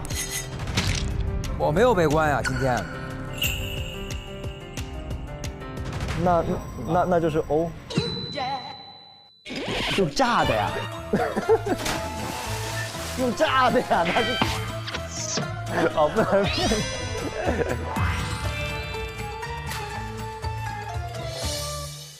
这儿还有一个任职书，是咱们这个101学院发给甄主任的。派甄主任于19年1月1号赴无名谷唯一学校101学院就职，担任终身制教导主任。委派他来的是鸢尾花计划委员会。然后他奇怪的点就是他在这个终身制上面打了一个叉。所以他也不想做主任吗？至少他不想做这个终身制。我觉得真来这个学校其实确实是有一些改变，你要是在以前何主任的那个管理下，说3个学生挖地道挖到办公室，然后鼓励你们再挖出去，这是不可想象的。他希望我们知道一些东西，但又还得给我们喷药，就是他的行为很矛盾。后面这个可能就是跟何有关系。我在那儿从那个密码箱里面开出来了日历，3月7号标了。3月7号他写的是晚上给校长汇报工作，他是每个月的7号晚上给校长汇报工作。这个校长很神秘，但是3月20号他写的这个是，他居然自己跑回来了，幸好礼堂被锁，他出不去，被我及时发现，敲晕关起来了，销毁了他的名牌，学校里就绝不会再出现这个人了，我可以从长计议。我3月20号就被关在那儿了。对，还有3月25说这么拷打还是什么都不说，看来是真失忆了。我得再想想别的办法。你跑回来了，你在礼堂，但是那个礼堂被锁了，你没有办法出去。就是我跟妥的动线，因为8点40我破门而出之后，我在那山坡里面跑，他就追我。追我的过程当中，我掉到一个洞里，完了之后呢，他也跟着我一起掉到那洞里了。然后我们就在这洞里爬到最后的时候，发现前面的出口在地道的那一侧被封死了，好不容易打开，发现我出现在了礼堂。你挖到的那个口就是真的那个封的口，不是吧？不是，真的口是在他办公室嘛，等于礼堂还有一个口，啊，这个口是通外面的山坡的，完全另外一条线。对嘛，就是好几届的人一直有小团体在挖坑，这地底下都跟地铁似的。我们这是3号线。那个你回来了是什么意思？3月20的话，何主任还是正常出现在我们视野里的，他是4月5号才自杀的。那他是一个毕业的生哦，因为每天晚上要查寝，所以如果有在校生突然失踪了的话，肯定是知道的。哦。然后4月份呢，就是这个月的，今天是10号嘛。他说4月10号上午把他敲晕后转移，避免晚上被发现。我等于一直都被关在礼堂，然后呢，因为今天有事情要发生，玩游戏，所以他必须把我转移。他怎么知道我们今天晚上会玩游戏？一切尽在他的掌握之中。肯定有人。哎。我们今天晚上邀请我们玩游戏那个人是跟甄主任关系最好的那个。对，就是他邀请我们。你跟甄到底是好到什么程度啊？是不是真让你来邀请我们玩这游戏？哎，还有一个线索，那个，因为我们那次挖地道挖到他那之后，他当时也是没有。就是骂我们，然后他还说他能理解我们这么做，因为他之前在护卫队待过。我那儿听完就想着，哇，他到护卫队待过，那他可能跟我哥哥有什么交集，或者他知道什么事儿。所以我经常找他聊天，然后他也一直在鼓励我。然后他那天呢，他就把那个护卫队的勋章给了我，然后他跟我说，你跟你哥哥相比呢，差的就是一点勇气跟一点冒险精神。然后我当时听完之后就觉得说，那我一定要更加的努力，而且要做一些我以前不敢做的事情，然后让自己的实力再去增长一点，快点从 A 班毕业到护卫队，见到我哥哥。我哥哥是去年9月10号毕业的嘛，然后在他走后的5天，学校就把那个礼堂给封了，然后封完之后说有学生在里面进行一个什么学校禁止的游戏，学校里就开始流传了这个Big蛋游戏的传说，只要完成这个游戏就能召唤出那个异怪。我想要真正的对抗一次异怪，可能让我的实力能够突飞猛进。我就一直在收集这个关于游戏的一些玩法，关于游戏的信息。我当时想到这个游戏之后，因为真很理解我们，然后我就跟真说了。没有想到他就是很痛快的就觉得说这个计划非常好。今天礼堂的门为什么会开啊？今天的礼堂是我打开的，因为我跟甄主任说了。你不问不知道，做了挺多事儿的。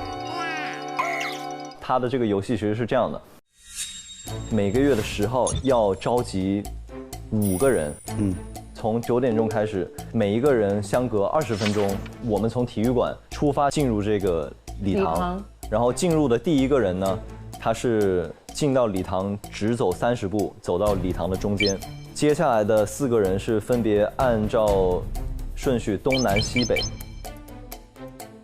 我换一下。这个是礼堂的门口，然后这个是东南方，第一个人是中间，然后第2个人是东南，对，没错，北西，哦，对，这个对。所以第一个人就是张，因为我发现你的时候你在中间蹲着，对。哎呀，这是什么地方啊？第2个是魏，第3个人是大，对，4是我。最后一个是欧，然后就是从9点每个20分钟进去就能完成这个仪式，召唤出那个异怪。还有一点是他进去的顺序，就是谁是1谁是2，必须要是一个天定的顺序。所以说这个4月7号的晚上，我们是去那个体育馆，然后用那个抓阄的方式，然后来定了谁是第1个，谁是第2个。这就是动不了手脚嘛？你的意思是？对。但是这个时间给的还挺久的，就是在3年前大家就知道自己谁是几号了。也就是说，有人想利用就是这个游戏的规则中间找空隙去做这个不在场证明。因为这个时间规定的很严格，我就想到了说，我去跟甄要了那个体育馆的卡，所以我拿了5张门禁卡。而且那个门禁卡还有一个特别严格的时间限制，就是说这个门禁卡是什么9点钟的，那只能9点钟刷这个门禁卡出门。对，他这个体育馆开门记录是可以佐证他。刷卡区啊，好，懂了。而且还有一点是我们从体育馆出发去这个礼堂是需要5分钟的路程的。哦，还有一个错位，最后欧到应该是10点25，然后那个你那规则漏说了一个点，就是他那个邀请我们的时候啊，除了我是走30步到中间，你有跟我们说其他人要贴墙走，所有人想贴墙走嘛，就有一问题，就是其实这个就是把我弄得特别自由。如果一旦贴墙的话，我进来，因为有30米的距离，其实黑着灯，大家都不太好确定谁来没来嘛。接下来也就是说，4是什么时候进来的时间准不准？3是知道的，他得这么贴，得经过3啊。然后5是什么时候进来的？2是得知道啊。所以这几个人应该是能互相佐证，说进来的时间就是相对4跟5干净一点。对，而且3跟2知道那个时间确实有人从旁边过了。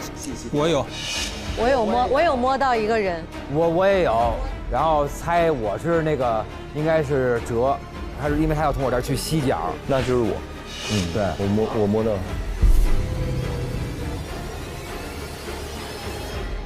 中间有几个问题，首先这个鸢尾花这个计划到底是什么，我们现在不得而知。还有他为什么要把这个咱们就是外边回来的，他为什么要一直拷打他，想得到？就是他不知道他怎么居然能跑回来，他想从他嘴里听到什么，他又失忆了，对，又听不到。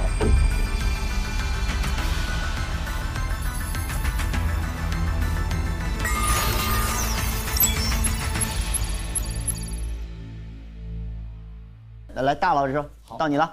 我搜的是我们何这个侦探还有空间。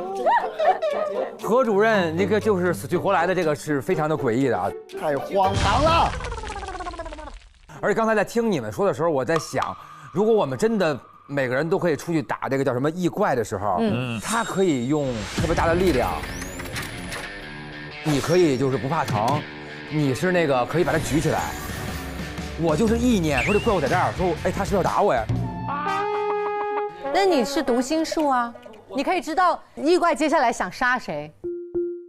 啊，他看其中这几个人只有一个人背身儿，他肯定打那背身的呀，就是背对着那个异怪，说他是不是要打我呀？异怪说你想的没有错，然后给我摁死了。然后我去了那儿呢，首先我看见了一朵花啊，哟，这么一个花，上面写的是甄老师生日快乐，啊，就是说是您送的，对不对？啊，是我送的。你看他俩的关系，因为我跟甄主任就是像我刚刚说的这个关系，然后我送他了一个这个紫色的鸢尾花，它的这个花语的意思就是说崇高的自由。你看，我是觉得就是甄主任他是给了我这个念头的，他有在鼓励我。然后呢，这里有一个这样一个笔记，点，看不清楚是他的感觉是，啊，但是通过这个他呢，咱们就知道了他的这个咱们魏先生的真正的才能。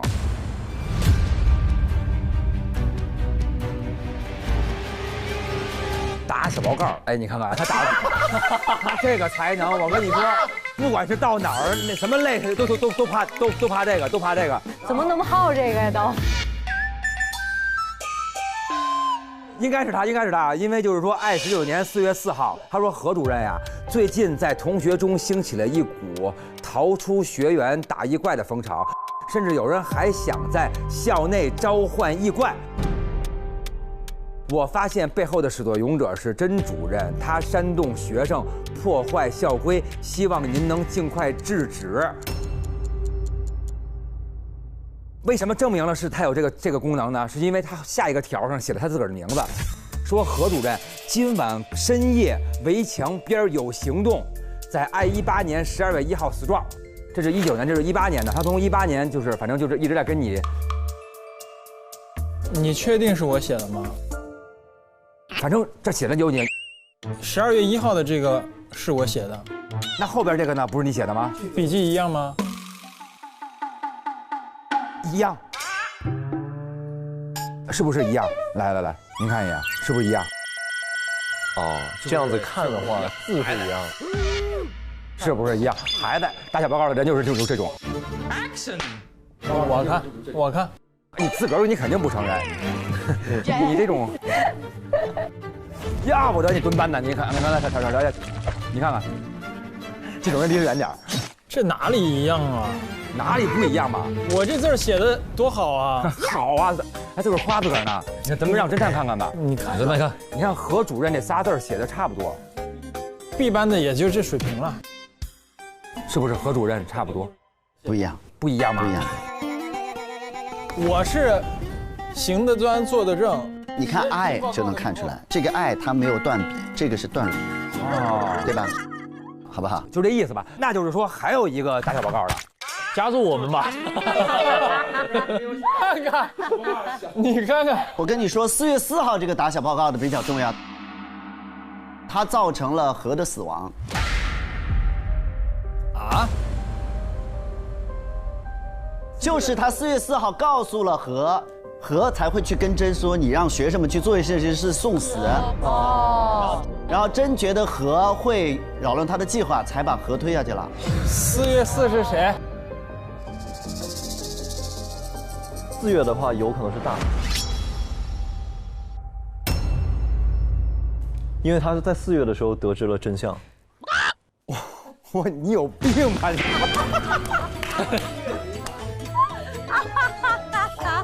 他3月底把那些饼干给我吃的，我记得非常清楚。哎，真就是说，我在这儿一直说别人打小报告，然后自个儿结果说我自个儿啊，我反正你是3月底把饼干给我吃的，我读出来了，你缺心眼儿，你知道吗？就是19年的4月4没有人认，18年的他认了。我觉得不可能是哲，因为哲是跟甄一条线的，他不会跑去跟何打招呼。对。我为什么一直在说死状这个事儿呢？就是说，在打小报告的同时，其实何也在调查死状，因为那个他有一个未死状嘛，他从这个I17年就开始每个月在给他评分儿，这个分儿是很奇怪的。哎，死状你能看明白这个分儿吗？写的是你给你写的评语，我来看一下，每个月都不是一个数字。上上下下这个分儿。哦，19年3月、4月突然提高了很多。我1800到最后，我要成了。对，您看，最后一句写了，难道胃也逃不过？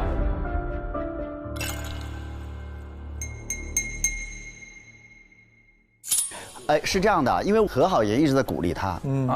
我觉得如果是好的分数的话，他不会说难道胃也逃不过逃不过什么？逃不过的。所以这个你也不知道是什么，对不对？我不知道啊。它是一个指数，但是不知道这个指数是什么意思。但也有可能这个指数就是分儿，就是这个异能的分儿。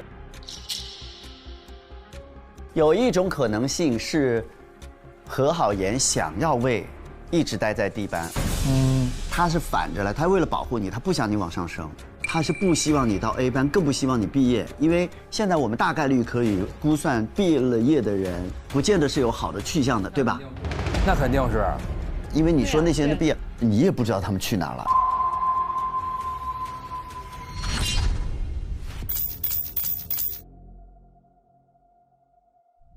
我先去了厕所，首先洗手台边上面有一条用蓝色记号笔写的 “Big 胆游戏召唤异怪在线摇人，有意者4月7日晚8点礼堂外见”，是我写的。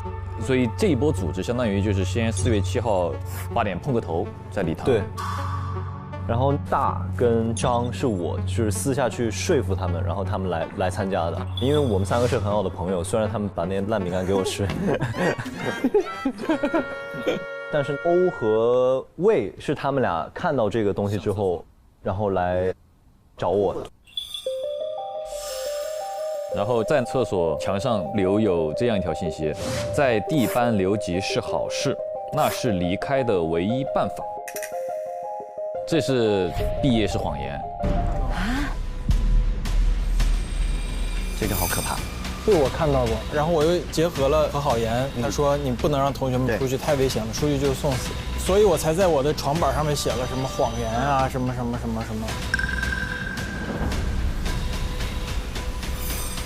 最后一条是在洗手台台面上刻的是“真该死”。真该死！我这边就没有其他的信息了。好，我去了现场。所谓现场，其实就是真的宿舍。它这里有一个地图。哦，这个地图里面涉及到的地方呢，有教职工大楼、礼堂，还有宿舍大楼。重要的是，围墙外都有电网，就是你不能从别的地方去进出。然后呢，他在礼堂这个门这儿画了一个圈儿，特别标明有学生报告，当晚目击了那群学生最后出现的地点就是礼堂，让他们几个试试，说不定能找到。他要找到什么？就是以前有人做过这件事情，有人出去过，就所谓礼堂的传说。因为学校给我们的说法是说有人召唤异怪出了事故，是吧？有学生死了，从礼堂疯了。但实际上也许是挖了条地道。再就是他房间里这盒，哦，哇，给大家喷的有10瓶这个小毒药，喷饼干的有4瓶已经用完了。剩下6瓶，其中有几瓶还是满的，有一瓶好像稍微轻一点，就是他正在使用的这瓶毒药是在他的房间的。然后他的房间里面有他办公室和他这个起居室的钥匙，都在房间里面，没有被拿走。因为最后我和普我们进去是普踹的门，哇！也就是说，凶手只有1次机会是从里面出来，他就再进不去了。如果他没有钥匙的话，那么很有可能是真给他开的门。下面呢，欧可以稍微捂一下眼睛啊，因为我拍了他那个伤口的特写，这个伤呢有一点点掰断或者是什么之类的感觉，我觉得啊，被撕开的那种吗？有可能啊，因为看起来不像是刀切的，它没有那么的整齐。整齐。铁臂嘛，那是。是吧？哇！房间里。接下来，我和小普在真的家门口的花丛里面找到了大量的作案工具。第一个，格纹手套，非常的厚，还有一个强力弹。强力弹类似干冰，它可以让人的身体一动变脆。哎，这那个特别快，瞬间就冻僵了液弹，然后一砸或者一掰就碎了。对，一掰。但你觉得单纯的急冻不会致死吗？就是说，他为什么用这种方式，而不是直接给他冻死？是因为他其实有一点点想把他引导成像是异怪，撕裂，因为说他撕裂人的身体嘛，被异怪给撕了哦，就好像引证我们所有人都在，而且我们做了一个仪式呼唤异怪，最后真死了，完美的一个计划，模仿成异怪杀人。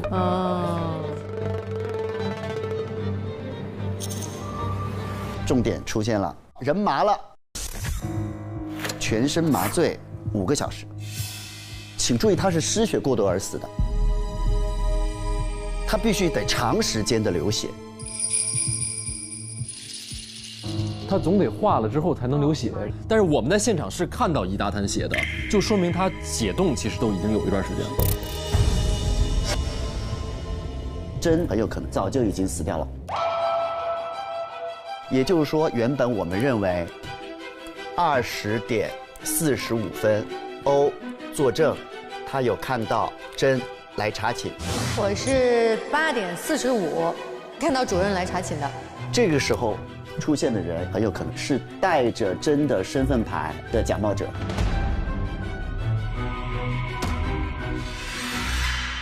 而且他来查寝的时候有一个细节，就是他没有说话，他就看了一眼就走了，所以还是有可能不是他了，对吧？那就只有可能是我们看到的那个真其实是凶手。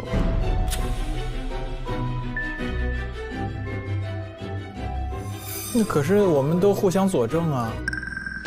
就是比如他俩是室友，那是不是就没办法他俩其中之一去假扮呢？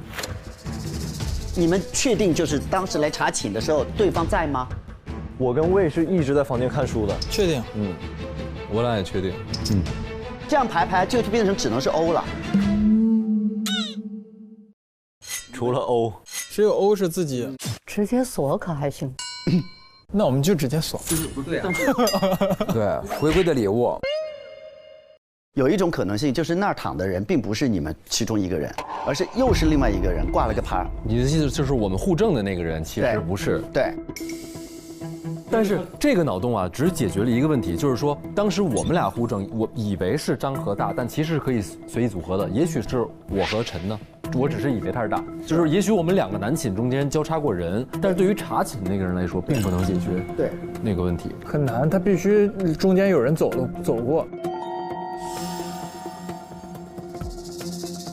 下面呢就是时间线来了。今天的时间线有个非常重点的时间划分点呢是22点。22点之前，因为鸢尾花这个花语的原因，所有的足迹都会不见，所以10点之后出现的足迹将会成为一个时间线的佐证。当然，这也是凶手做不在场证明最好的一个方式。首先，这是真家门口的唯一的一串回家的脚印，是真自己的。请注意，这个是10点以后他回的家。接下来是去礼堂，有2串足迹，这是学生的脚印。我去了你们每个人的宿舍啊，大家都换好了雨靴，放到宿舍，穿着舒服一点鞋子来搜的证。因为10点之后，分别有2个人抵达了礼堂，是10点05分的哲和10点25分的欧，而根据墙边的2个人大和魏的体感，哲跟欧是准时准点的贴着你们走过去，有这个信息点吗？我有，我能感觉到的是在10点05的时候，那就是我，好像也能够印证他们是在这个时间后进去的。我觉得这个足迹反而可以相信。下面是这样的啊，这是他的办公室，这是他的宿舍，这是礼堂，然后这个位置是这片花瓣雪地，就是这里是有一串脚印，这里有2串。因为针10点之前很有可能就已经死掉了，所以呢，我现在觉得这个脚印大概率是假的。凶手想让我们觉得他死在10点以后，所以呢，凶手他必须要想办法在10点之后做一串假脚印。刚才我们如果推8点45那个查寝的，如果你推查寝的话，欧是就直接锁的。但是欧他20才出的门，加上又被人佐证摸过身体，到最后我10点半从这钻出来，他已经在这了，他只有5分钟的时间。但是从礼堂到宿舍去做假脚印，往返要6分钟的时间。所以呢，请问10点之后留下这一串假的脚印，他怎么做到的？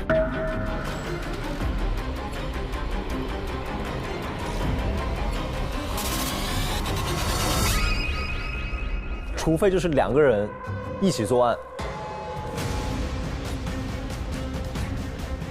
如果双凶的话，组合的可能性就大多了。那就精彩了。单凶走不通了吗？单凶也没有走不通，因为我觉得单凶其实有效时间线就是10点以后。如果单凶的话，你就排欧，是吧？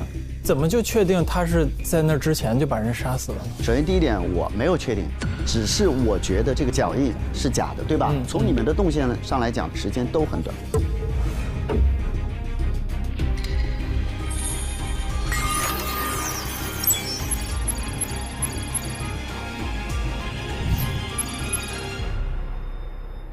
那我和普就试着投一票吧。难了，加油！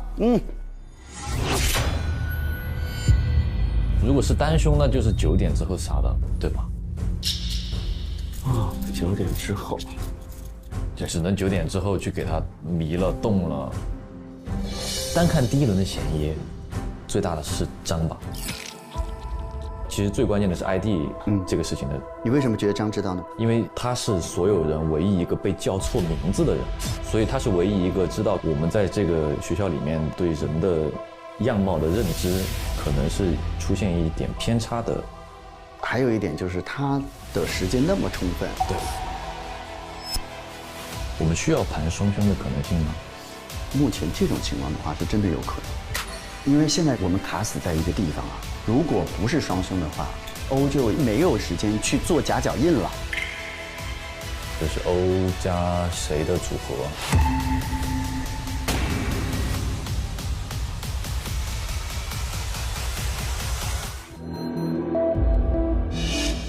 欧和威尔，又是成全，这么精彩。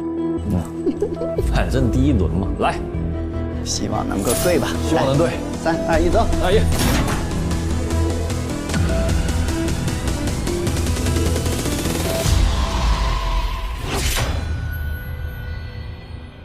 我们女宿舍看一眼吧。啊，可以吗？哇，没事，因为有女主人在。我们宿舍就我一个人。打扰了。我们再来仔细搜搜吧。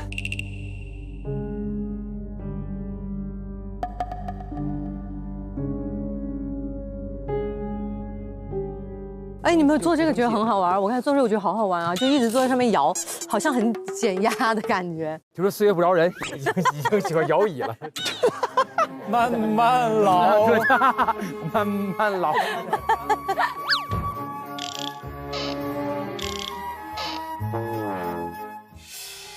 这里面有东西。这是香雾的样子。翻箱倒柜啊！这是什么呀？哎，朋友们，这个东东是有夹层的哦。嚯！哇，厉害厉害！折。欧。不重要。这3个不重要。不重要。这是你们5个人对不对？小分队。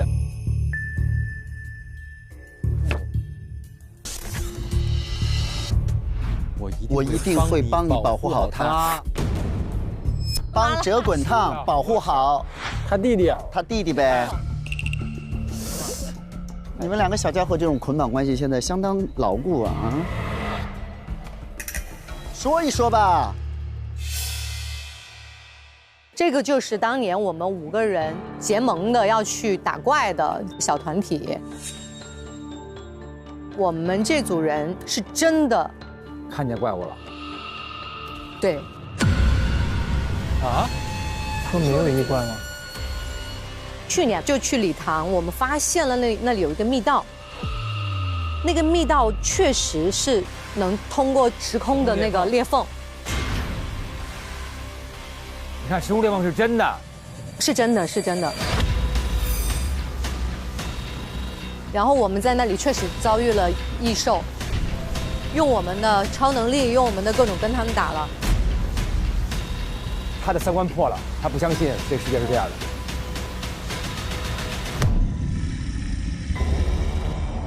我的同伴们都阵亡了。对。最后剩下我跟哲的时候，他为了保护我，然后拦在了我跟那个异怪中间，然后他自己去抵挡了。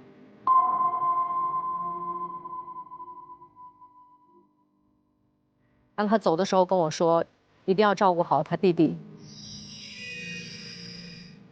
哦。所以我的命是我的战友换回来的，我一定要保护好他。明白。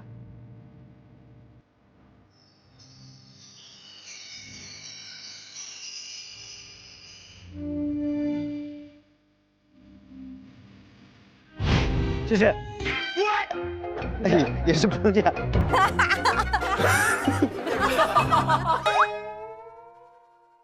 我哥哥毕业后的5天，学校里就开始流传了这个 Big 胆游戏的传说，所以是去年9月10号，你说我哥毕业那个时候。对，我不能告诉你这件事情。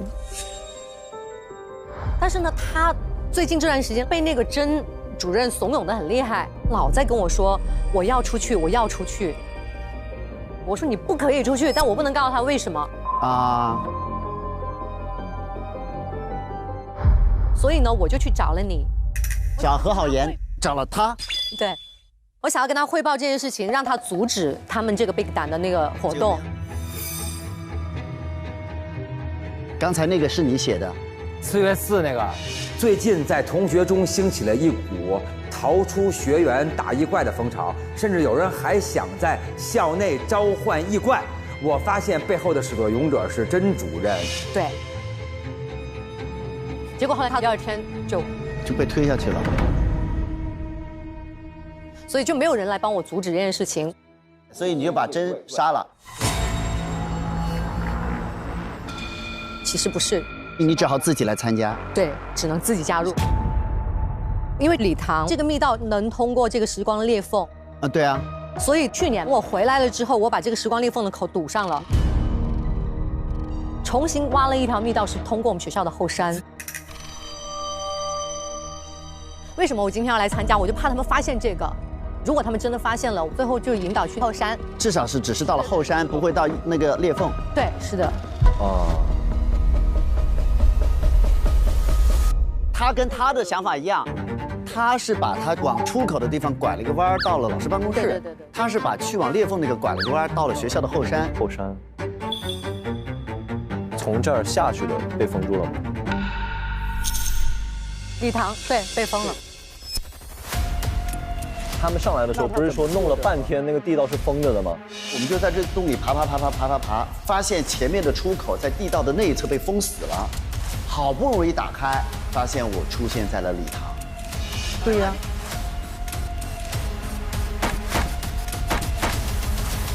你自己挖的？是的。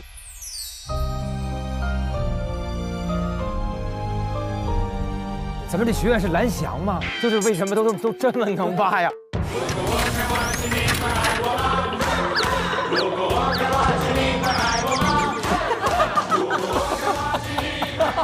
我有超能力。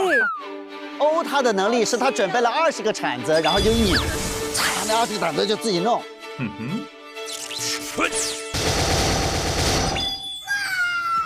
哦，你们花了那么多时间去挖地道，你们成绩还比我好，是不是因为我没有接地气儿啊？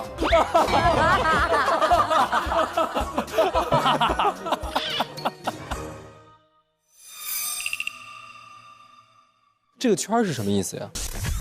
密道就是那个口，对。示意图这么画的话，是不是说明地道入口就在这个角？是没错，就是这个位置啊。去看一看，去瞧一瞧。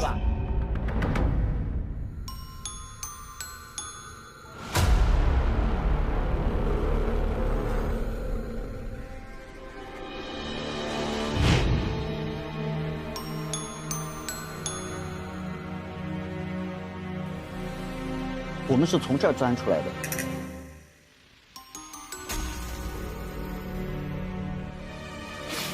这儿，这儿。哦，这个是我们来的那个地方。对。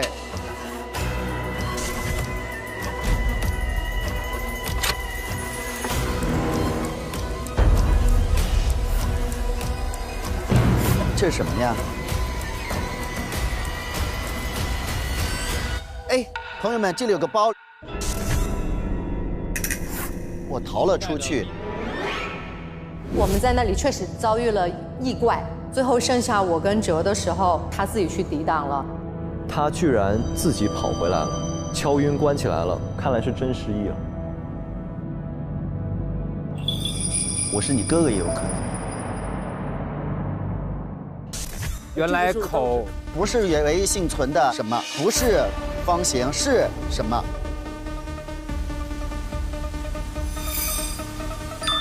哦，密码本，快找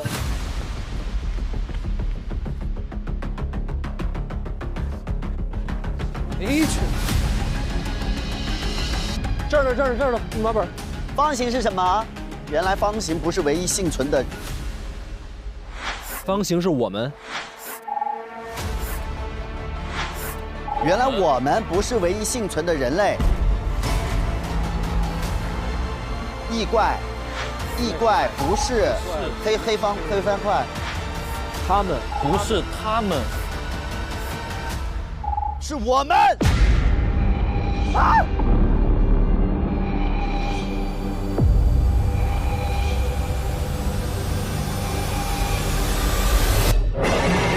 一些长瘤的、长相非常恐怖的怪兽，把你的胳膊给掰断、被撕了，对不对？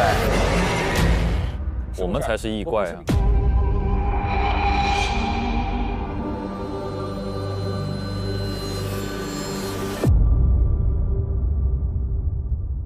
我不吃饼干之后，我们看见的是，就说咱们那个满脸大包。你看见我们的都是异怪。但是你不是从外边18年你才来的吗？你应该知道。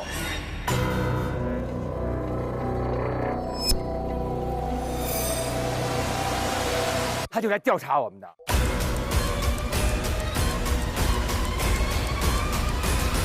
来，到张的空间搜一搜。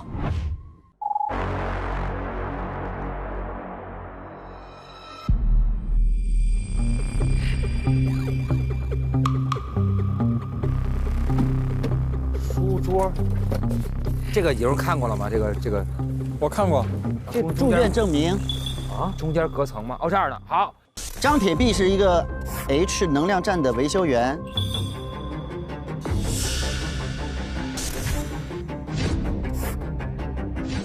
就像是一场梦，醒了还是觉得颠。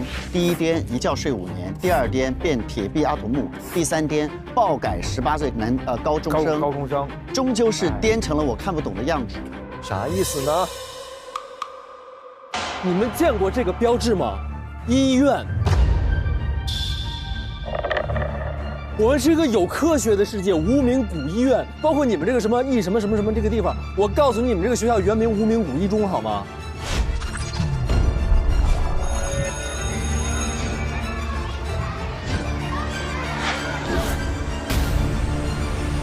你这个学校原名无名古一中，好吗？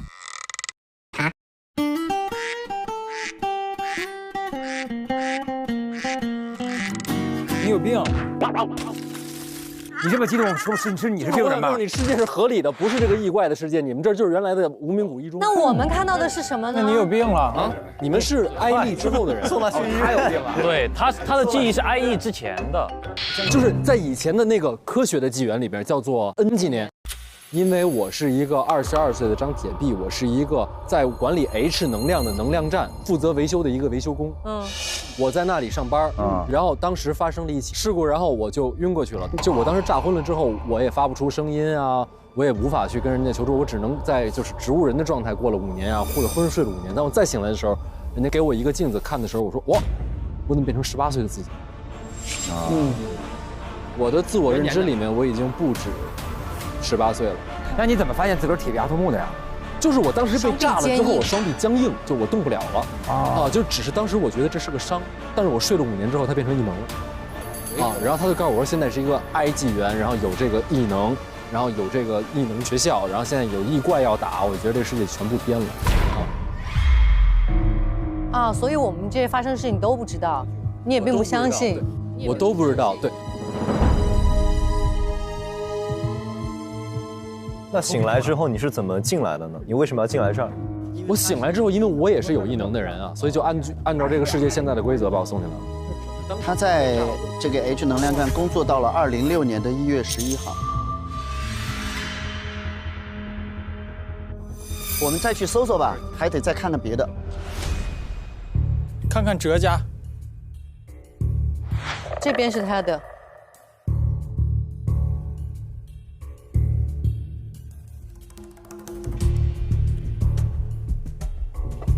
是没有东西啦。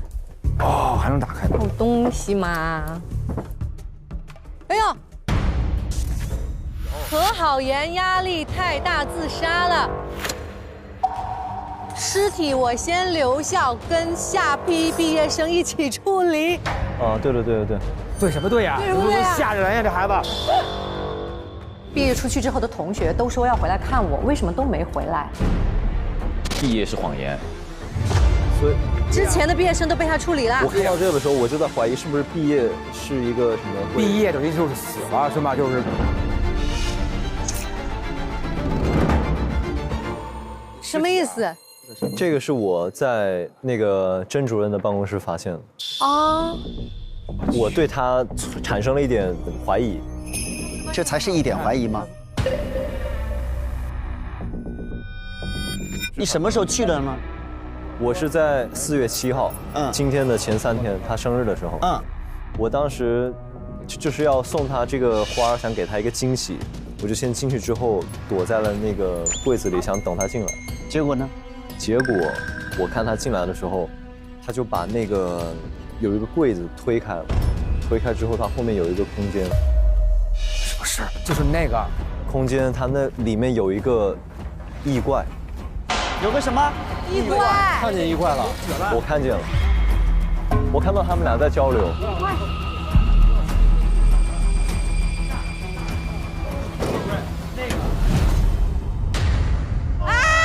哇！就是这儿，就是这儿。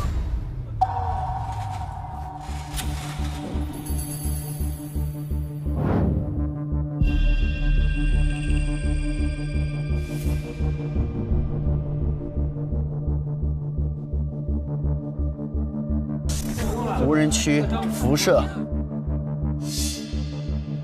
哪有个异怪？我反正在我视角里看到的是真和一个异怪交流吗？对，他在跟他汇报，汇报，明显是汇报。对。真是什么时候进来的？4月7号晚上。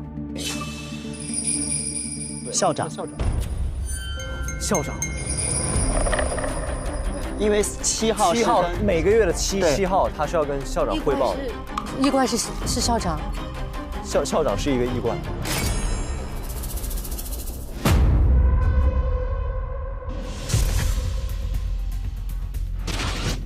这里有一个反鸢尾花计划组织相关情报，危险判定该组织长期反对鸢尾花计划，坚持向外界传递股内的相关情况，试图制造恐慌。经调查，成员如下：好反对、干反对，对，还有大格局，我妈，你妈妈啊，秘密逮捕，已经把妈妈抓起来了。为什么？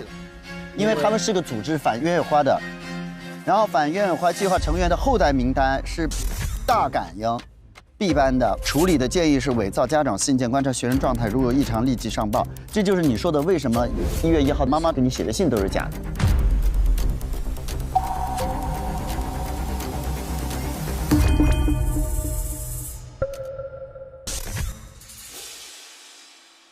看我们整个这个无名谷区域，它里面叫以风禁，就是说我们这里是一个辐射区域，无人区是把我们跟外界隔离出，中间有一段无人区。辐射区域里面，其实我们都是异怪，真正的人类在无人区那个隔离区在外才是真正的世界。我们里面的这些所谓的异怪，全都是辐射过后的人类。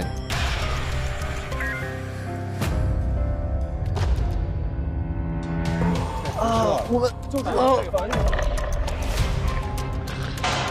这个鸢尾花这个计划到底是什么？我们再多找找吧。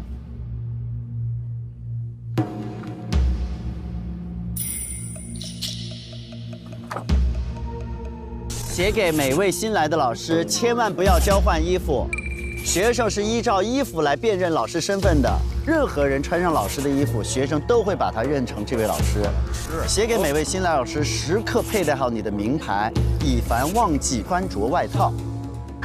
也就是说，我们对人的一个身份认定，并不是一个就是客观世界的一个决定，不是说我看到陈就是陈，我看到哲就是哲，是我的心理暗示告诉我他是哲，所以不管他是谁，我都说哎哲。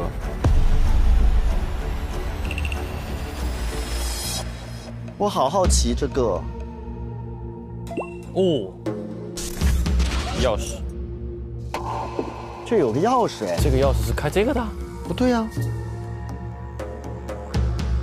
开这个吧，这个的，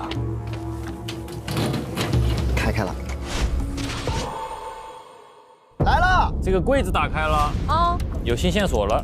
甄主任，男，年龄36岁。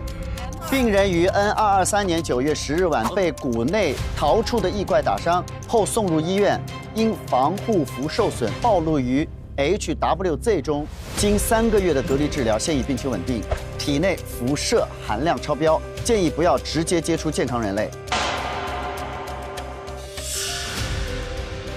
这群怪物害我被抛弃在封锁区，他们一开始就不配活下来。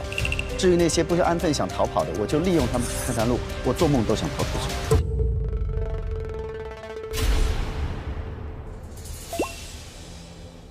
他本身是护卫队的人了，这还真是护卫队啊！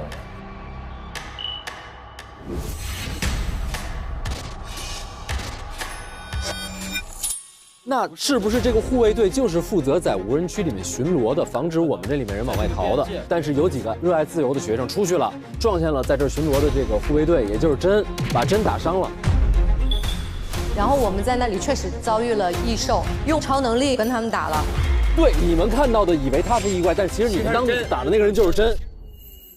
等于真原来是无人区外的一个人类，你们把他打伤了之后，他受了这个伤，他回去治疗，发现辐射量已经超标了，人家把他丢到这儿了，所以他很恨我们里面这些被辐射的人。其实他想让我们这批人给他探探路，以及希望我们去死。他一直在暗中的鼓励我们。我们那次挖地道挖到他那之后，没有骂我们，他还跟我们说，没事儿没事儿啊，想年轻人想看看外边是好的，下次别挖错了。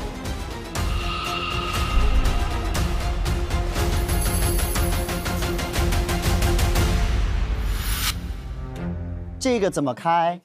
我觉得它一定是一个锁，可以开的。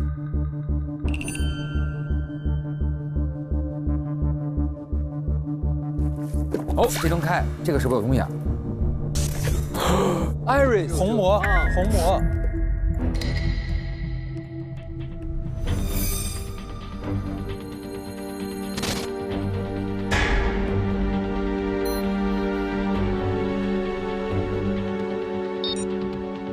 哦，是他的英文。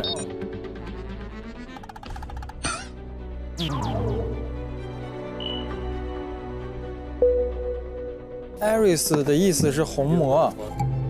虹膜什么意思？哦，眼睛。眼睛膜嘛。哦，那要请他出山了。要用他的虹膜吗？先生出山。对，是要给他脸撕开吗？不是，把他整个抬过去。我们不会在这犯傻冒傻气吧？在这？没事，咱们闹得不少。感觉可能性比较小。如果这段冒傻气的话，能不能剪掉？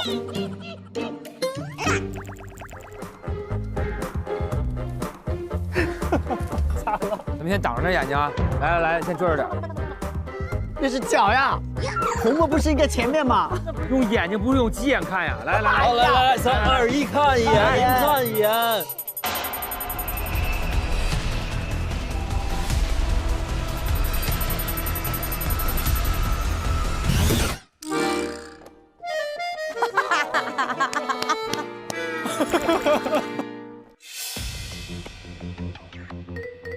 密码。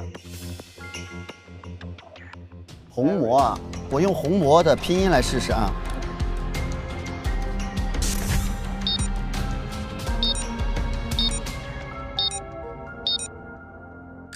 开了，虹膜开的，虹膜开的。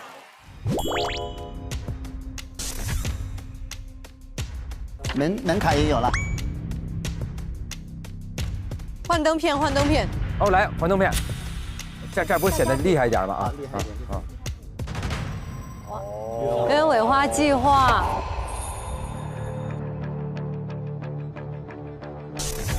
第一步，大家隔离起来。第二步，吃下饼干。哦，饼干里有2种药，红药丸和蓝药丸。红药丸是降辐射的，蓝药丸是致幻的。哦，本来眼中看到的是异怪，加上药丸就看成正常人了，对吧？饼干和衣服让我们披着人皮。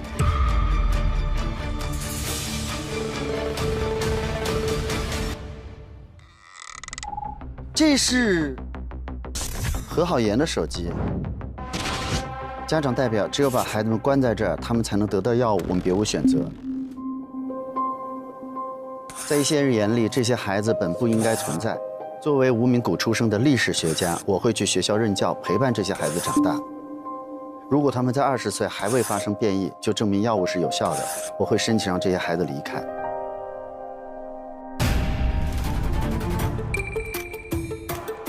变异的意思是在 D 班，不是变异就是 A。你异能越强大，就证明你越不是正常人。毕业了就是流放出学校了，对吧？你就只能当做异怪人了。所以你是病最浅的那个人。只有我还没变。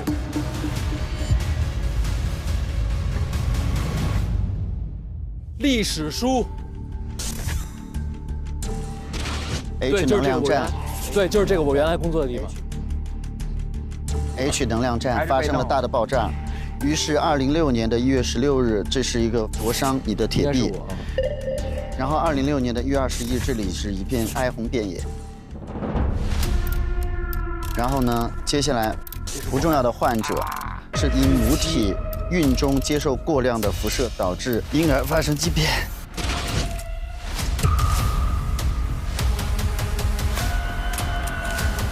这里有一个暴雨引发严重泥石流，无名谷被掩埋。2006年的1月11日，恩国的无名谷由于暴雨发生了严重的泥石流灾害，周边的山体全部坍塌，整个无名谷一夜之间被掩埋，与外界彻底断联。辟谣：恩国从未违建能量站 ，H 能量的使用安全可控，谎言。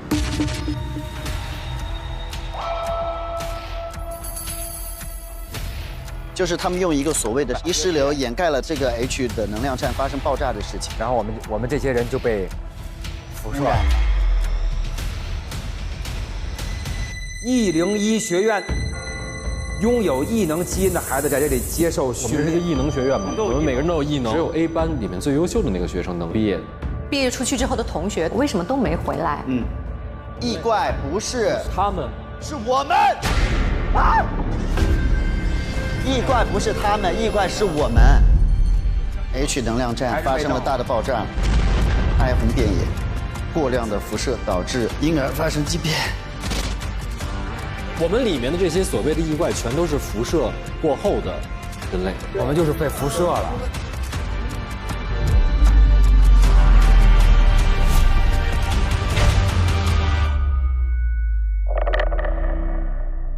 那其实学校对我们也挺好的，至少给了我们美好的幻想。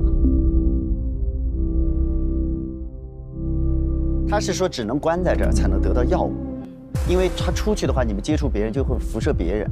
等于是这个谷里面，就是有一些受辐射更厉害的人，是不是已经变成，就是样子更丑陋？他其实不是异怪，他就是辐射之后的人，对，被辐射之后的。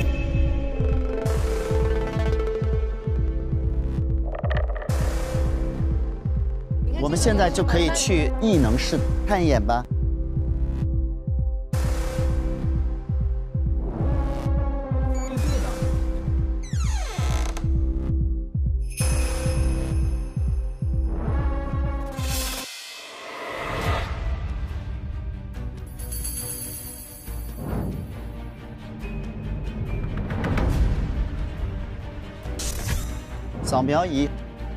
扫描仪说明，所有在校师生均已进入身份芯片，如遇身份不明时，可使用该仪器检测。使用方法：目标对象颈后与其连接的电脑屏幕上会显示该对象的身份资料。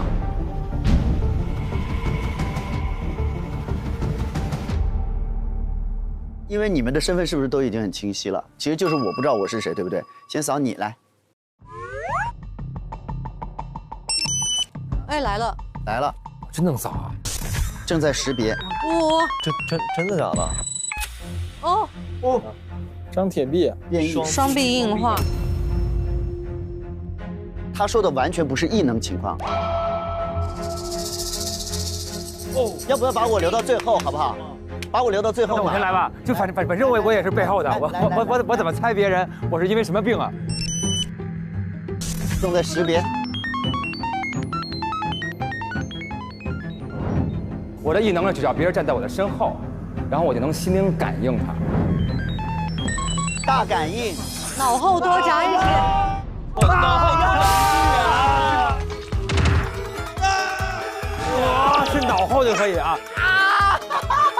哎呀，最可怕的是把你的头发一掀开，全哇，是个眼！太棒了！哇！脑后有眼。来，哎，晨晨可能是一检测，结果他身体是最好的，只有你是有救的。我的异能等待我自己开发。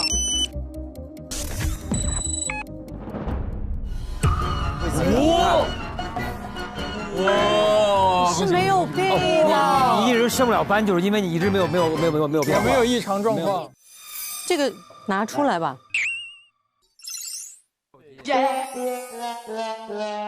对不起。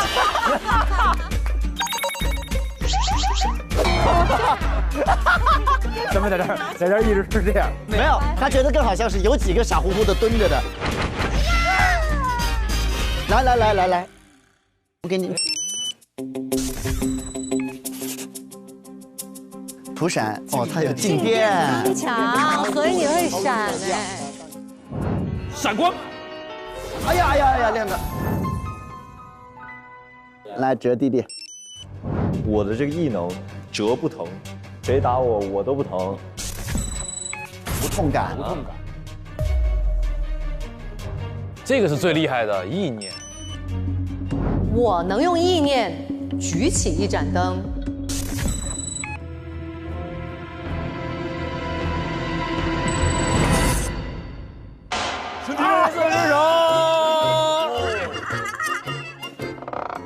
不是4只手跟我意念有什么关系啊？就是我们看不见你那只手，但是你可以用我们看不见的那只手拿东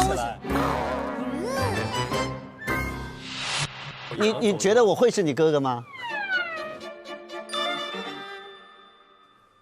你扫我。哦呦，感人了！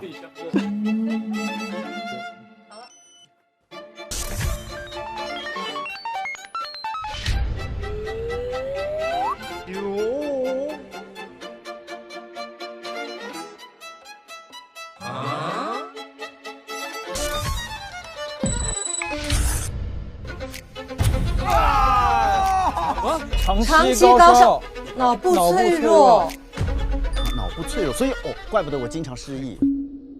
那就是你哥。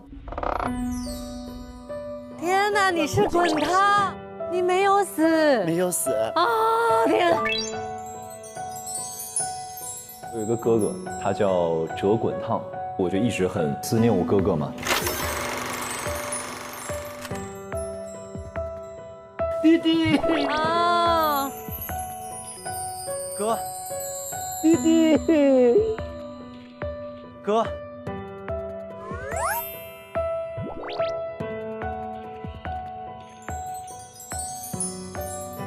我跟他哥哥关系特别好，他哥毕业之后交代了一件事情，就说一定要帮我照顾好我弟弟。还好，他照顾你照顾得很好。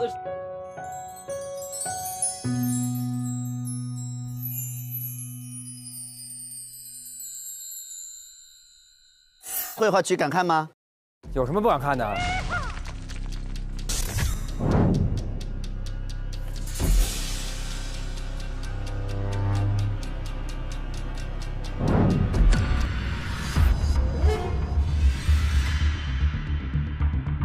那他的意思就是说，你看的时候能不能画出一个人样，画出人样就合格了。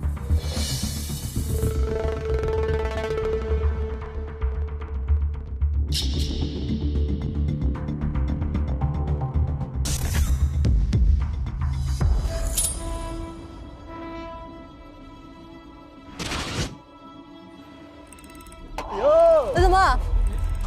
照片啊，特别恶心那种是吧？对，好可怜，照片吗？好可怜，小朋友就是辐射完了之后的样子，认识滤镜不牢固，就等于他看到了自己的样子，就自己画。你看他画到自己多了那么多手，就是这些辐射把这些人，你看这长了那么多眼睛。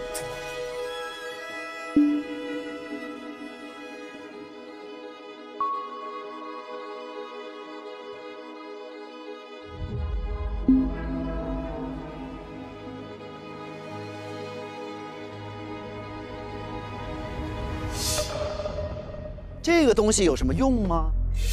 展示台。标签哦。所以刚才的那些数量，其实它每次它是检查你身体里的辐射。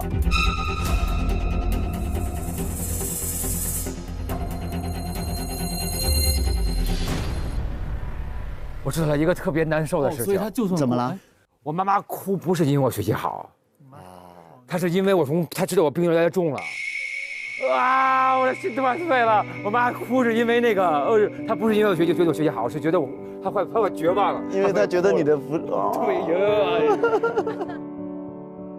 大感应同学从 C 班学员正式调为 B 班学员，他在后面写着：“妈妈，我做到了。”他就是喜极而泣，就是。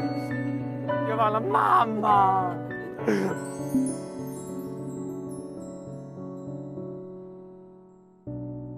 那他吃那个饼干，为什么吃多了就开始可以到 AA 级了呀？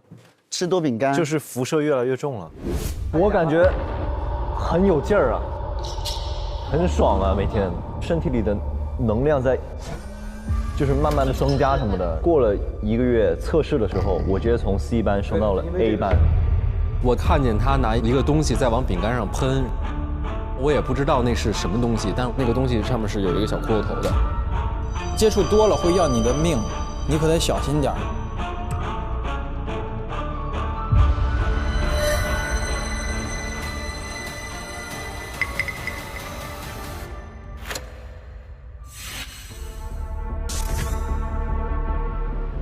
液氮就在这儿啊。液氮在这儿的，这是在这里的。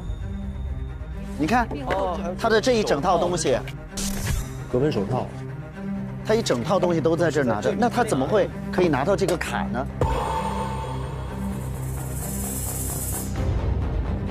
凶手得拿到这些东西，他得能进到这儿来。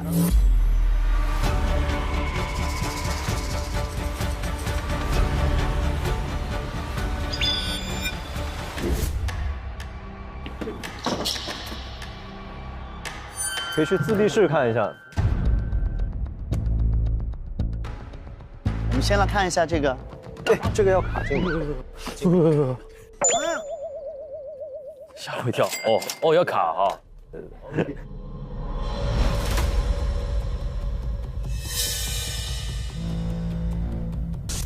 自闭式色调跟灯光偏暗，无任何装饰物，进出都有老师陪同。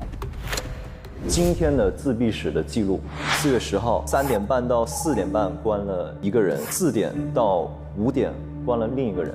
他们在这里有半个小时的时间是可以一起商量行动计划的。哦，对。然后完了之后再依次出去，每个人各司其职。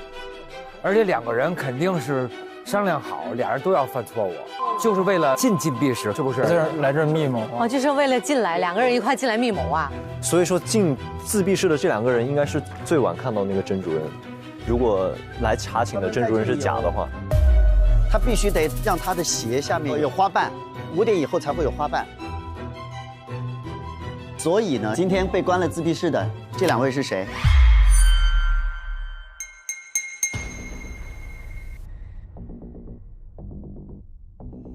两个人都不认，那这2人就是合谋的。对呀。可以告诉你们，刚才我跟普我们投了2票，我们投了一对。厉害。而且现在禁闭室这2人也没人认了。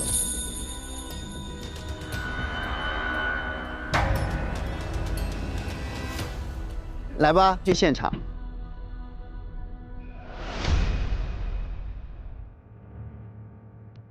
他怎么做的夹脚印呢？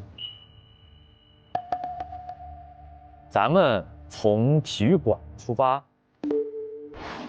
到这儿15分钟，单走这个鸢尾花的脚印是2分钟，而且通往教职工宿舍的脚印的起点和通往礼堂的这个起点是一样的，就是这一条2分钟，这一条也是2分钟。咱们就算时间最紧张的那个人是最后一个出发的，最后一个是出发的时间点是多少？10点20。10点20出发，等于我走到这儿的时候是10点23。然后他先要走一下这个，走到那儿，这变成了25。现在他是怎么在走那一串的？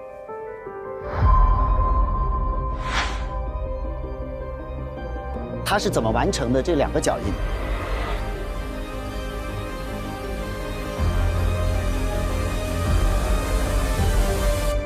他倒着踩原来的走回去，不行，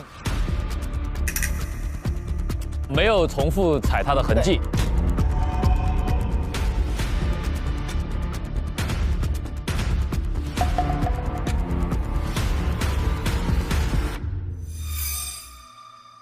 现在是我们的花雨季，5点到10点会有花瓣雨。他得10点以前走进去，走到这儿，等雪盖过了原来的脚印，盖过了之后，倒着走出来，然后把鞋处理掉，换掉鞋，穿上自己的鞋，再走一圈，走进来。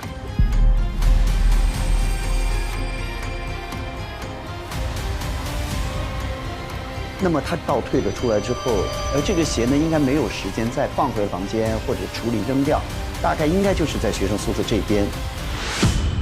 在这个附近有没有一双真的鞋？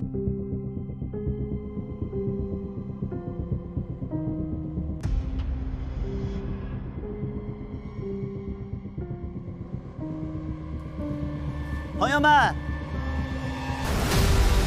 好。所以他用了这双鞋做的假的脚印。你说的10点之前进去，10点后倒着走出来，扔着，最后走进去，对就可以了。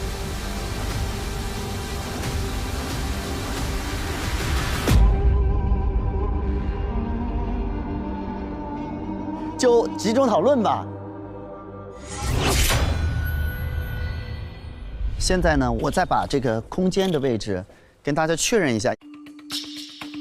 从体育场到这儿3分钟，这儿到礼堂里面2分钟，花海门口到教职工大楼死在那儿，对，也是2分钟，2分钟。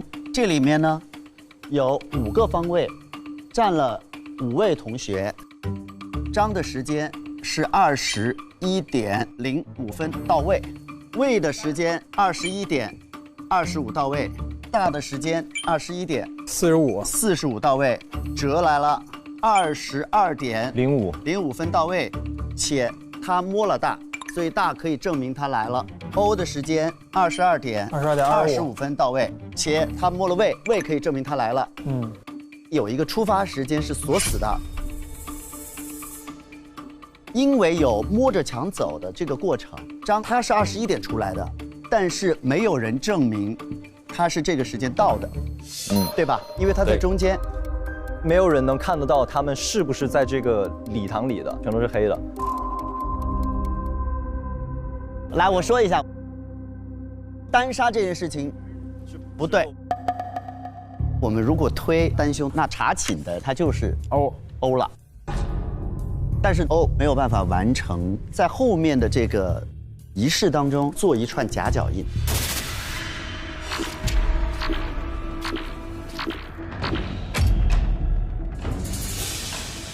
所以还是有可能是双凶的。我们再来说一下啊，现在是同寝有可能合作，但跨寝不可能合作。对，因为我跟魏是一直在一起的。我们是从7点到8点55一直在。对呀，我8点半的时候我们看见那谁来的呀？我们同寝其实是一直跟舍友待在一起的，解决不了共同查寝那个问题吧？好，两个男生同寝不可能的话，那么一共有6种可能性。欧跟任何一个男生，对。然后呢是大跟张，哲跟魏，逻辑很清晰啊，朋友们，就非常简单啊。我们开始投票，祝大家好运。啊，直接投了。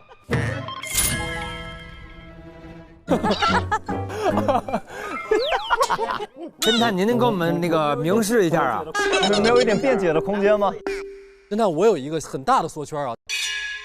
我认为哲跟欧必有一个人参与了。对，我同意。是的，就是咱们假设哲跟欧都是安全的，都不知情，那说明那2条脚印是人家踏踏实实走出来的。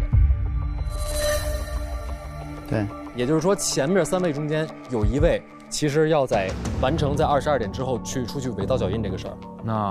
那请问那个人是怎么避开这个脚印回去的呢？对，就会有问题。我们那个寝不可能同寝合作，不可能。对，因为我们没有人在哲跟欧这个4号5号中间。那么现在就有张跟欧、大跟欧、哲跟欧、魏跟欧，还有魏跟哲，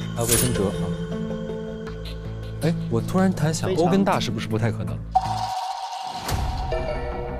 如果是大跟欧合作的话，哲就是好人了，对吧？哲在这里面，在经过大这个角度摸到了一个人，说明那个时候摸到的是大。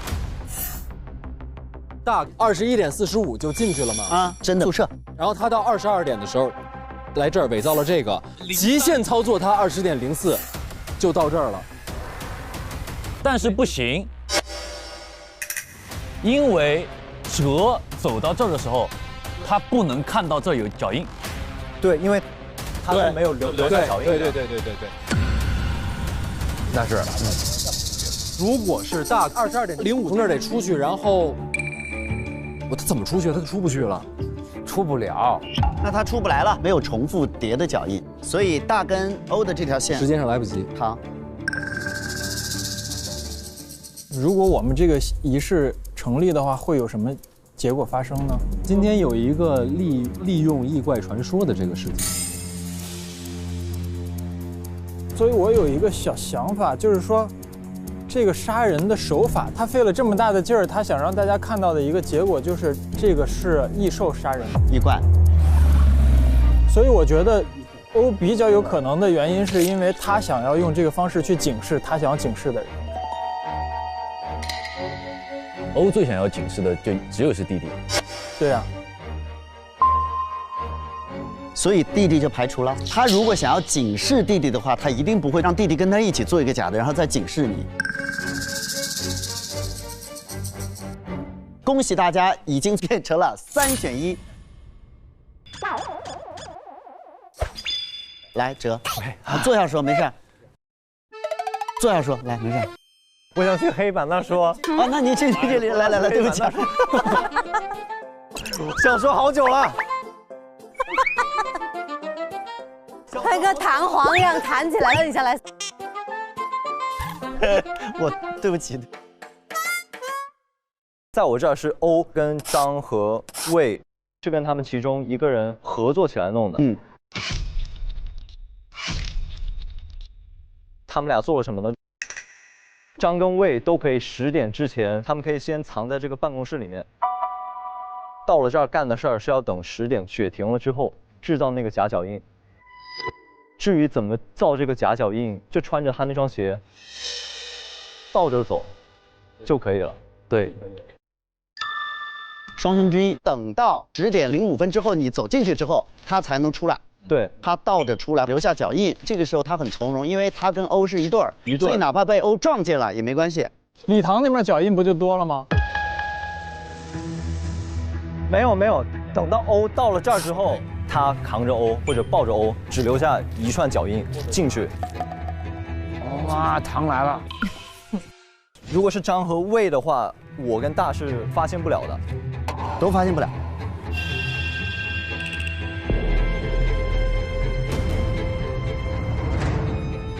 哎，哲，你可以跟魏一块干这个事。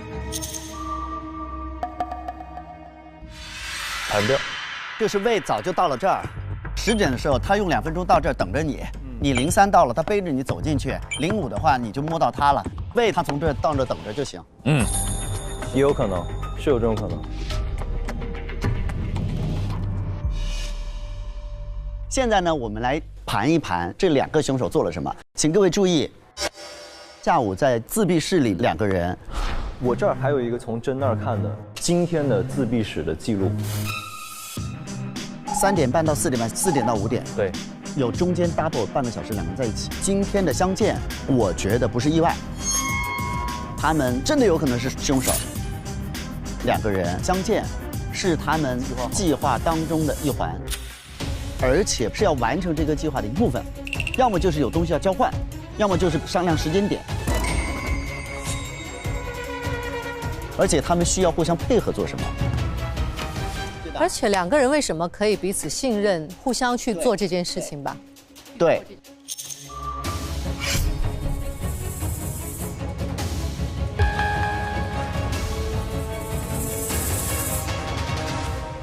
他们俩错峰是为什么？他们俩错峰是为了偷东西的时候确保老师不在。因为我们进自闭室规矩是必须要有主任带进去，然后主任把门关上，主任走。3点半的时候门禁卡就被偷了。对，第一个人故意犯事儿。对，给第2个人偷卡留时间。4点的时候他被老师关进去，4点到4点半之间他把门禁卡交给那第一个人嘛。第一个人带着门禁卡4点半就出来了。5点钟的时候他要去偷东西，因为老师5点钟的时候去接第2个人，所以那个时候是一定安全的。遛老师呢啊。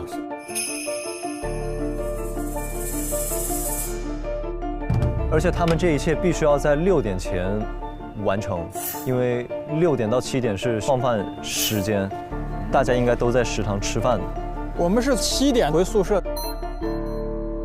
然后怎么样进禁闭室呢？是纪律委员可以说了算。因为之前我有2次翻墙出去被我抓到，欧姐发现了，她都没有让我进，没有举报你，她是可以让我进禁闭室，厉害。纪律委员也可以煽风点火，是这意思是不是？那等于是欧自己是纪律委员，他想拉谁进去就让谁进去。我今天正好就是没有学校的巡逻任务啊，或者任何的工作任务的。他也犯了事儿啊，他今天也得被关啊。怎么确保我就是立马犯事了，然后老师立马把我抓进去吗？就这么容易吗？这个点容易啊。这是一个完美的计划吗？我想问一下。你问自己呢吗？你跟自个儿聊会儿天吧。你想这计划吧，应该是。你们吗？你们在盘我呀？有没有可能欧犯事？你作为纪律委员，你怎么能这样呢？算了，下不为例啊。结果泡汤了。你到底跟谁呀？我4只手。对啊，我能干。要去拿很多原材料的时候，你适合，一会儿拿什么各种原材料，你拿得快比我们。那到底是欧和谁呢？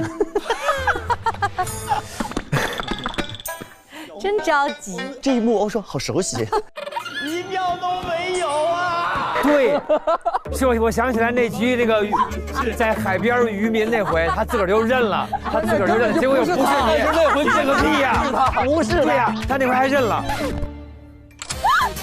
是这样的，我知道了我父母的这个真正的死亡原因之后，我就想要上来去杀真。嗨，我就是他要和人合作，而且我们双方同意2次。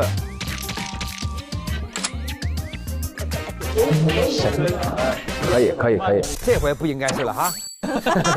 咱就是说，不好说。弟弟，你准备怎么杀？我目前的计划就是我先把异怪杀了，杀完异怪我去杀真。为什么不是你啊？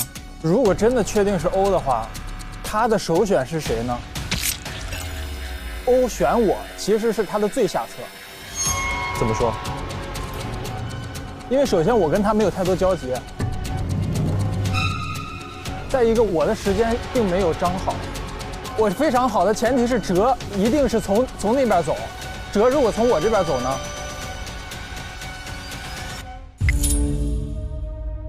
不是你的原因是什么？因为如果是我的话，他得确定我对真有非常强烈的杀机。欧没有办法说，哎，张，我想杀他，你帮我。除非他知道张也想杀他，然后我知道你是怎么想的，咱们合作。而且我的杀机并不到跟人合作的程度，因为我其实对于这个世界的真相是什么，要大于我要杀死真。因为如果真今天就这么死了，而对于我得到完整的真相没有任何帮助。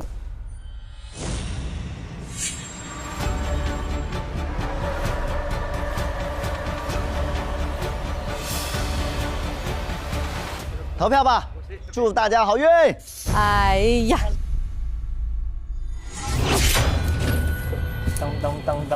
当，既然已经锁定，欧意念很有可能是双凶之中的其中一个，所以第一票投欧意念。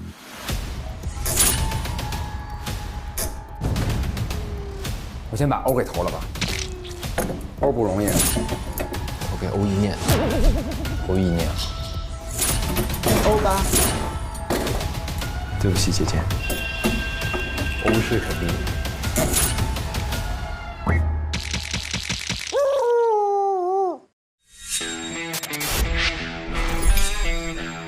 哇！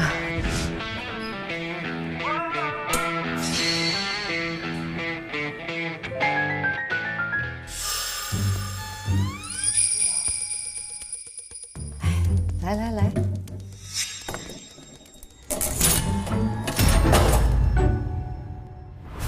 我最后锁定的就只是欧跟张和魏，到底是他们2个之中谁？但我现在都没有想好，我只能说，我觉得是。在一讨的时候，有一个后来被不怎么提及的一个线索，就是洗手台上其实有一个真该死的一个刻印。这个刻印如果是欧传递给魏，或者是魏传递给欧的，虽然他们2个人的理由和动机不一样，但他们可以达成一个合作，而且他们之间的合作是不需要进行大量的信息互换的。这一票我要投给魏斯峰。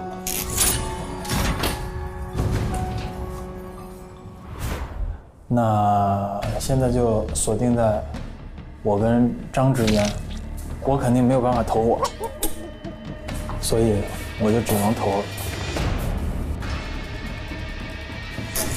老张。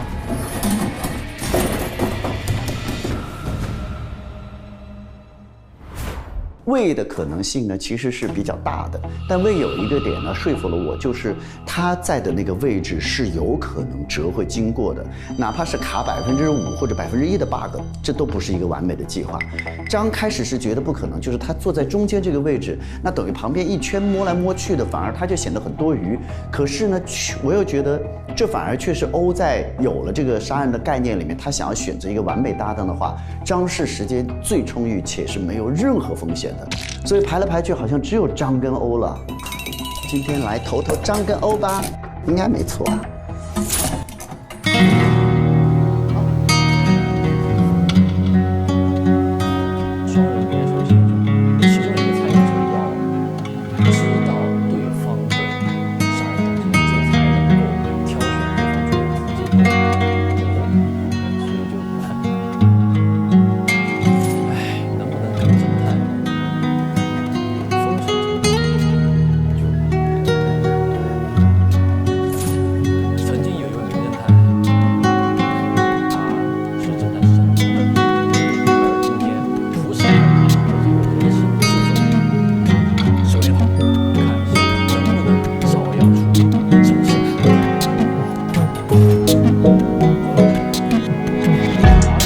魏还是张呢？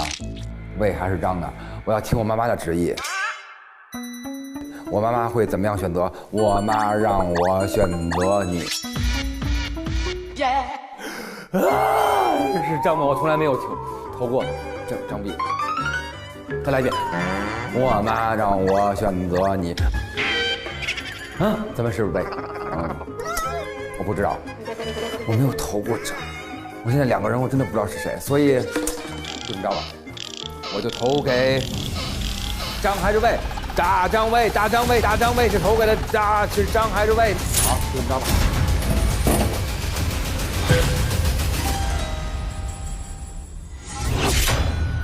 有一种不想你那今天2讨居然讨到最后3选1。然后刚才普说了一句话特别可爱，他说每当难的时候看看欧姐就觉得有了一半的希望。欧非常知道他的定海神针的作用。到底我跟谁？谁呀？到底是？请宣布。互联网普法综艺大侦探第9季第9案主，谁是杀害甄主任的真凶呢？玩家一共投出2对组合，我才2对，分别是欧意念和魏思壮，以及欧意念和张铁壁。挑那边去啊！那来吧，没有一个我就是让位，没有一票挂到折上。他没有一票挂给弟弟。我是个好人，这排除了都啊！你也是好人，对，我们都排了，就是要么就是封神，要么就不封神。50%的机会。你说的这个话，好像是说了一句话，至少已经封了50%了。真的没有想到，居然有一期我是要么封神，要么不封神，这简直太意外了，好激动啊！来吧，2对组合，究竟哪一组票数更高呢？张铁壁投给欧意念和魏思壮，魏思壮投给欧意念和张铁壁。对我俩肯定不投。对啊，什么装什么啊？你不是投？你俩这么熟什么意思？折不痛投给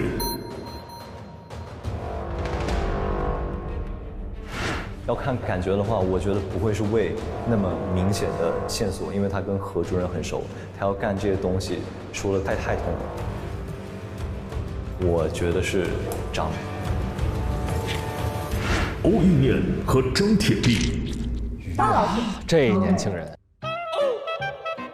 对你投对了。大感应投给。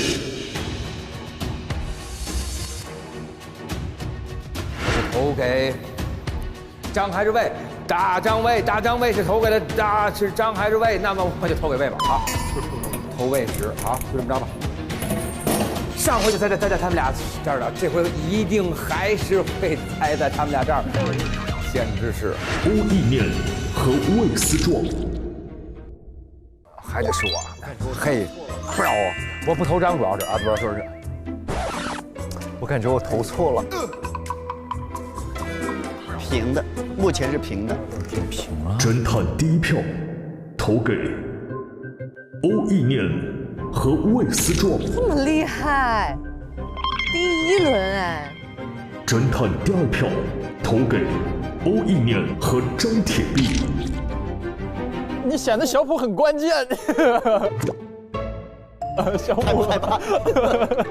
我是人形电灯泡，我是普闪，我最亮。嘿嘿，看我投的谁？普闪投给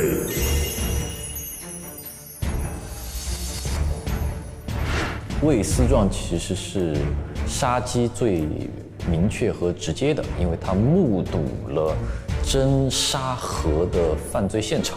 那欧就是发现了魏的杀人动机，去提出整个计划的人。好，欧和魏吧。欧意念和魏思壮。啊！魏思壮。哦。闪亮。欧意念投给。这个最关键，他投的肯定是假的。不一定，不一定，他就自投罗网。来，欧投的谁呢？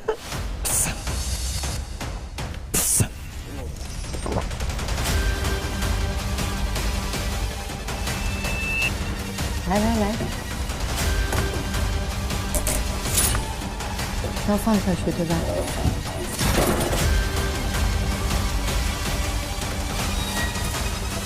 欧意念和魏思壮5票，请进铁笼。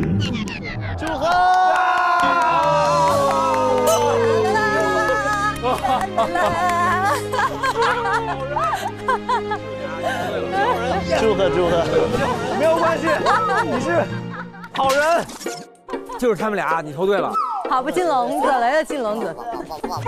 谢谢你，超哥，谢谢你。来，牺牲了自己。那必须的，那必须。哎，明知道是错的街，也要就为了这个画面就投成这样了。不放过任何一个关我俩的机会。对，就为了这个画面。他们真的就是不放过任何一个关我们俩的机会。这又怎么不是一种成全？欧意念和魏思壮究竟是不是本案的凶手呢？真的假都，真的假都。本案检举。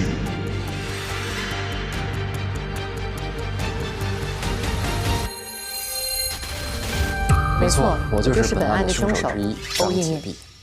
失败。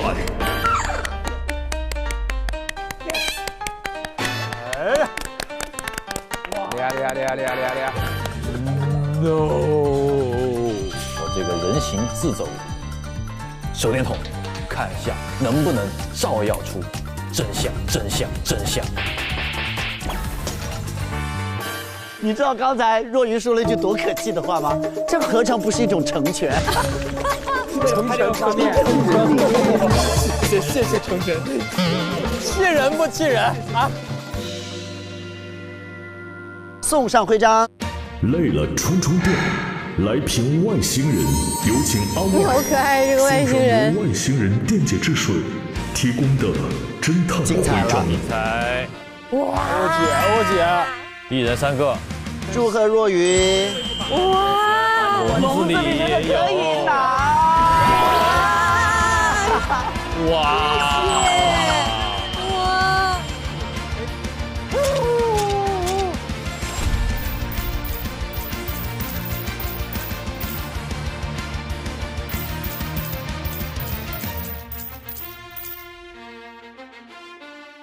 来，欧，你跟我们分享一下你的关键线索是什么吧？关键线索是一个我跟张，有的一个纸条上面的约定。其实我是当天看到他在那个洗手台上刻字，真该死。哦，真该死是你。所以我才确定他是要杀真的那个人，所以我就约了他。那纸条在哪儿呢？你跟他通风报信的？哦，就在我的床板的那个背儿。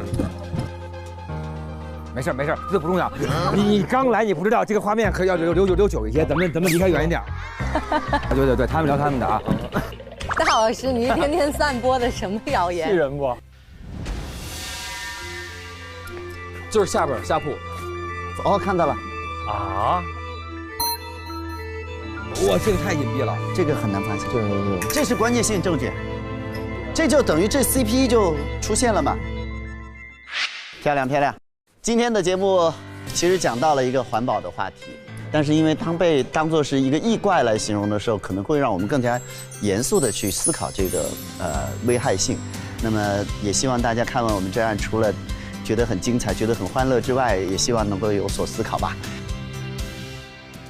本节目是由外星人电解质水独家冠名播出，累了充充电，来瓶外星人，谢谢外星人电解质水。下载百变大侦探，随时随地来探案。本节目由社交推理 APP 百变大侦探赞助播出。本节目由全线新装升级的舒肤佳健康净护沐浴露赞助播出。谢。去屑护头皮，当然海飞丝。本节目由海飞丝赞助播出。用动感地带芒果卡解锁会员花絮内容，破解更多谜团真相。谢谢。好，辛苦了。好，玩得开心，走吧。谢。越想封神就越封不了。老在他们这儿。双凶的时候就不能想封。这一季在你手里已经5回了，就是每回都不投你。来，走。对。哎，我是每回投他。对，我每回都不投他。对。大了。对。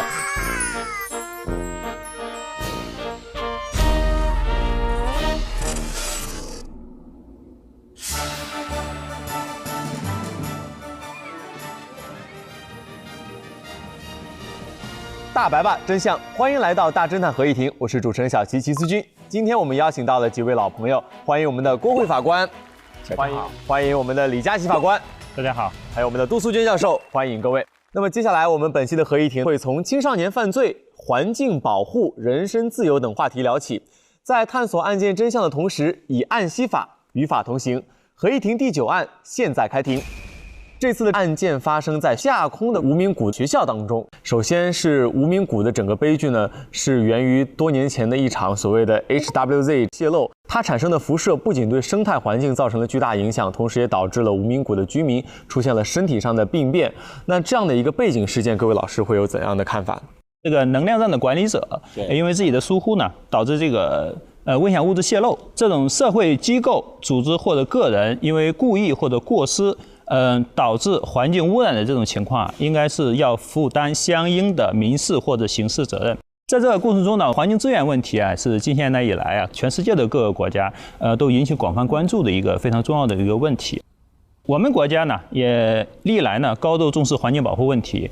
咱们国家的民法典是明确规定了这个绿色原则。根据民法典第9条的规定啊，民事主体从事民事活动，应该有利于节约资源，保护生态环境。另外呢，这个民法典啊，在第7编侵权责任中还专门规定了这个环境污染和生态破坏的民事侵权责任。根据民法典的规定啊，因为环境污染破坏生态，造成他人损害的，侵权人呢应该承担侵权责任。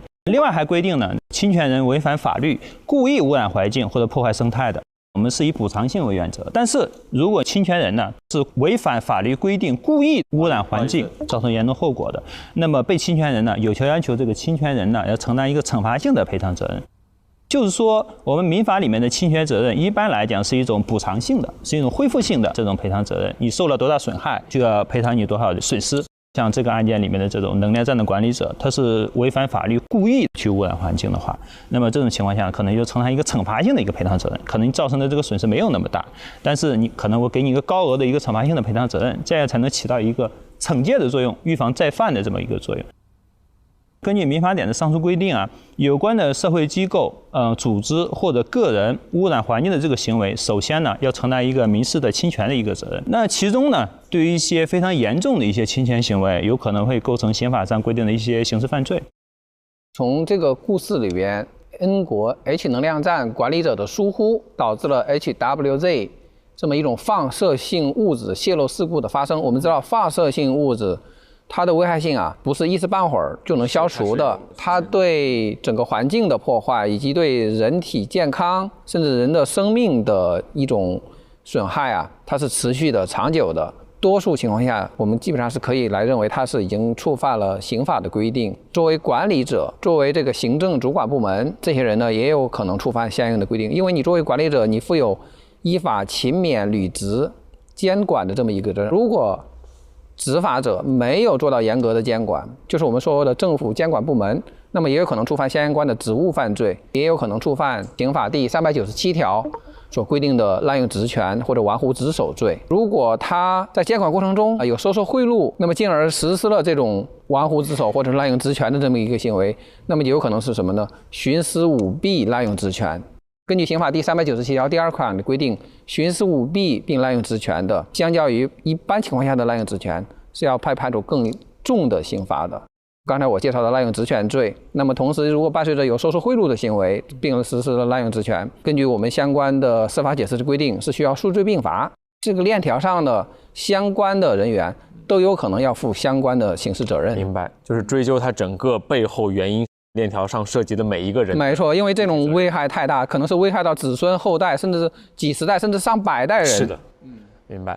我也要问一下杜老师，对于这样的话题有怎样的看待？因为毕竟人与自然相处这样的话题，其实是我们一直都会经常去拿出来讨论，并且非常关注的问题嘛。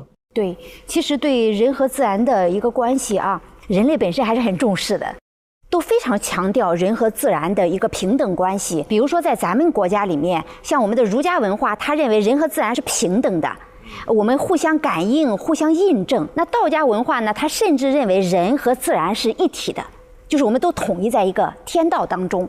那这些呢，都形成了咱们中国文化当中天人合一的一个思想，其实就是你要敬畏自然。这种敬畏，我们有些人会解释为说是生产力落后的一个表现，其实不是，它是对人类的一个保护。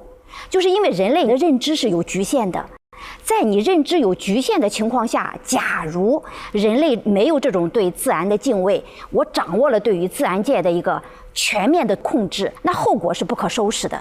所以我觉得人类的祖先是很聪明的，所以要设这个禁区。其实很多时候敬畏自然是对人类自身的一个保护。是的，而且历史上无数的事件都在告诉我们这一真理，就是我们要敬畏自然。那也问一下杜老师，因为我们明确它是一个犯罪行为，但是呢，它又会打着一个，比如说为了所谓更多人的集体的利益这样的一种视角，然后去做出这样的罪行来，会怎么看待他们这样的行为？从那个社会管理的一个层面来说，其实我们就看它是如何来理解集体和个人之间的关系的。如果我们认为说集体是由一个个体构成的，那我们可以说每个个体都是珍贵的，就是你伤害个体，它就是伤害集体。但是假如我们说这个在社会管理当中理解的这个整体，它是个抽象的概念，那就有可能管理者会借用整体这个抽象的一个名义，占据一个话语高地，然后任意的牺牲个体的利益。所以我们说你如何来理解集体是什么构成的？它是个抽象的概念，还是由一个一个珍贵的个体构成的？显然它这个案例当中，它的那个集体的概念就是一个抽象的概念。没错，而且除了这个点之外，我们还可以看到，在本期的故事里面，恩国为了彻底隐瞒掉 HWZ 物质泄漏事故的真相呢，与无名谷的居民达成了一个协议。这个协议就是给居民们提供超规格的物资，并且许诺他们永久的自治权。那也要问一下法官们，就在这种情况下，被监视者自愿被监视这个情况，他们这种行为会触犯到法律的底线呢？这个可能真涉及到一个我们对这个民法里面规定的这个隐私权的这个理解问题。隐私权呢，应该近年来也是受到大家越来越多的关注。现在我们越来越重视这个隐私权，还有个人信息的这个保护。原来我们可能觉得我自己的隐私别人并不会知道，但是现在随着这个经济社会的发展，这个到处都有摄像头。还有一个说法就是人人手上都有麦克风和摄像机，别人很可能就会动不动就要给你拍个照或者录个音，然后发到网上去。那这种情况下，如何保护个人隐私，如何保护个人信息，确实是一个应该引起重视的这个问题。隐私权呢，根据法律的规定是公民人格权、自然人人格权的一个主要的内容之一，也是人格权的一个重要的组成部分。根据民法典的规定啊，自然人享有隐私权，任何组织和个人呢，不得以刺探、侵扰、泄露、公开的方式来侵害他人的这个隐私权。侵害他人的隐私权呢，有可能会承担民事上的侵权责任，要依法承担相应的责任。另外呢，为了更好地保护隐私权以及隐私权相关的一些个人信息，我们国家也制定了一系列的法律法规。比如说，在2021年11月，我们就实行了一个个人信息保护法。民法典跟相关的一些单行的法律法规，就构成了一个非常完备的一个法律体系，可以有力保护公民的隐私权和个人信息。比如说，我们有一个比较常见的例子啊，就是有的小区呢，未经业主的同意，把人脸识别作为唯一的进出小区的一个凭证。在这种情况下，是不是一个侵犯公民隐私权或者个人信息的一个行为？按照民法典和相关的个人信息保护法等法律法规的规定，这个行为可能就是一种这个强迫别人来提供自己的个人信息的这么一个行为，可能并不是一个合法的一个行为，侵犯了隐私权。但是我们可以看一下故事里面的这种情况，山谷里面的居民呢，自愿的接受别人监视、监控的这种情况下，是不是构成一个隐私权呢？这个可能还要从法律里面来寻找答案。什么叫做隐私？民法典对这个隐私下了一个定义。隐私是自然人的私人生活安宁和不愿为他人知晓的私密空间、私密活动和私密信息。可以看一下对于隐私的界定有一个限定条件，就是不愿为他人知晓。另外，民法典还规定了，除非法律另有规定或者权利人明确同意，任何组织和个人呢，不得实施拍摄、窃听、窃视、公开他人的私密活动。也就是说，这边强调了一个除非权利人明确同意。从民法典的这些规定，我们就可以看出来，是否侵犯他人的隐私权呢？可能要看这个权利人是不是明确同意，是不是愿意把我这个私密信息来公布于众。可以举一个典型的例子，我们经常见的真人秀节目，那很明显他是没有侵犯别人的隐私权，因为这个参加人自愿公开自己的这个私密信息。所以说呢，在这个故事里面啊，从相关的法律规定来看呢，被监视者自愿被监视，只要被监视者这个意思表示是真实的，没有受到别人的强迫，也没有受到别人的欺骗或者欺诈，他就属于自愿被别人监视的这个行为，监视者就是一个合法行为，并没有侵犯被监视者的隐私权。另外，我们同时也要注意啊，被监视者自愿提供自己被监视的这么一种可能，或者放弃自己的一些权利，前提是他不能损害他人的利益，同时呢，也不得违背社会公序良俗。比如说刚才嘉熙法官所提到的一些真人秀的一些节目，虽然说貌似看来是被拍摄者自愿放弃了自己的一些隐私权，但是如果他采取一些违背我们的一些社会基本道德，或者违背社会公众的一些基本的认知，违背社会良知的一些行为，一些低俗下流的行为，这种情况下也是不允许的。自己的权利的放弃也是有边界的，就是不得损害社会公共利益，同时也不能损害无关的第三人的利益。因为也许你放弃的同时，这里边可能涉及到别人的隐私，别人不愿意被公开，那么这种情况下呢，你也是不能随意放弃的。这个在社会伦理层面上，其实还是有一个概念的，就是空间伦理。空间伦理就是公共空间和私人空间要进行区分的，就是我们在公共空间里面，然后进行监控啊，进行各种各样的一个控制，那么它都是符合整个社会利益的。但是呢，个人的一个空间，它的隐私权还是我们说这个标志着你一个社会当中，你懂不懂得去保护个人的这个空间的一个权利，是标志着现代化水平的。那当然从个人来讲呢，公民其实还是需要进行一种空间伦理的教育。就是有的时候公民他可能不太知道，万一我个人的私空间被侵犯会带来什么后果，他可能不太知道。这种权利的一种教育也是非常重要的，能够让个人隐私得到更好的保护，是需要社会层面的一个主动，也需要个体做出一个自己主动保护自己的一个权利。知道一旦自己的私人空间被侵犯，那么我可能会有什么的后果？这个从社会伦理教育方面来说呢，也是社会教育的一个责任。其实是每次面对灾难来临的时候，大家会讨论说，究竟是牺牲少部分人去维护多数人的利益，还是说一定要一个都不能少，不放弃少数人？如何去寻到这样的一个平衡，或者说这样的问题解决的出口？不知道各位老师会有怎样的看法？这个问题其实是一个很经典的哲学的问题，对，好像是个辩题啊。从不同的哲学的派别或者不同的哲学的角度来讲呢，可能会得出不同的答案。如果完全从整体利益来出发，那么牺牲少部分人的生命，在有些情况下，有的人可能觉得就是正当的，少数为了多数人嘛。但是有的哲学上的观点来讲，可能就会得出不同的答案，因为所有人的生命都是平等的，你凭什么要牺牲少部分人的生命，为了多数人的生命来做出牺牲呢？如果现实中真的发生了这种情况，我觉得还是应该从法律上来寻找答案。当灾害发生的时候，可能会涉及到一个刑法上或者民法的一个概念，就是紧急避险。刑法里面呢，21条对于紧急避险有一个规定，就是为了使国家公共利益、本人或者他人的人身财产和其他权利免受正在发生的危险，不得已而采取的紧急避险行为，如果造成损害的，不负刑事责任。这是刑法里面关于紧急避险的这么一个规定。其实民法里面呢也有类似的一些关于紧急避险的规定。紧急避险的成立跟刑法里面规定的正当防卫是不一样的。紧急避险它要求不能超出必要的限度，就是说这个紧急避险行为它有一个严格的一个利益比较的一个原则在里面。紧急避险行为造成的损害不能超出必要的限度，造成不必要的损害。也就是说呢，紧急避险所造成的损害，所意图避免紧急避险造成的损害必须小于它意图避免的损害。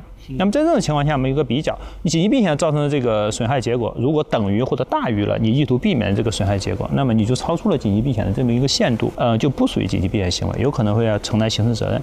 比如说挽救一个人的生命，可以损害其他人的一些财产，但是呢，人的生命是平等的，也是第一位的。一般情况下呢，根据紧急避险的这个要求啊，不允许用伤害他人生命的方式来保护另一种其他的一些权利。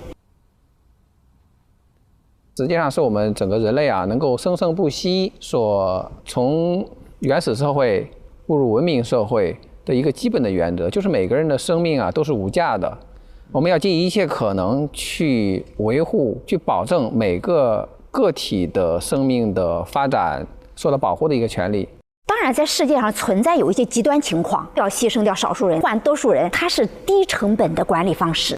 他为了用一个低成本的方法，然后来完成一个目的，比如说这个案件当中，它其实是比较典型的。那其实它可以用更高成本去保护所有人的利益。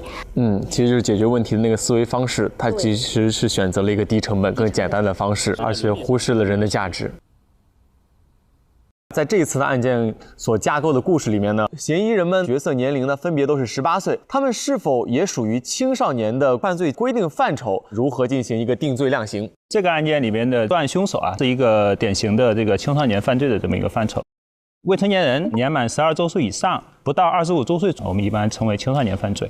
那么这个年龄阶段的青少年呢，他的身心还没有发育完整，大部分呢还在学校里面读书，有的虽然已经走出了学校，但是刚刚踏入社会，相关这些阅历呢还不是太丰富，世界观、人生观、价值观呢还没有形成。我们在这个司法机关呢，在鉴定的过程中啊，一般会充分考虑他的身心的特点，来正确的定罪量刑。刑法呢，对于刑事责任年龄啊，其实总体上可以分为3个阶段。首先是完全刑事责任年龄，已满16周岁的人犯罪呢，应该负刑事责任。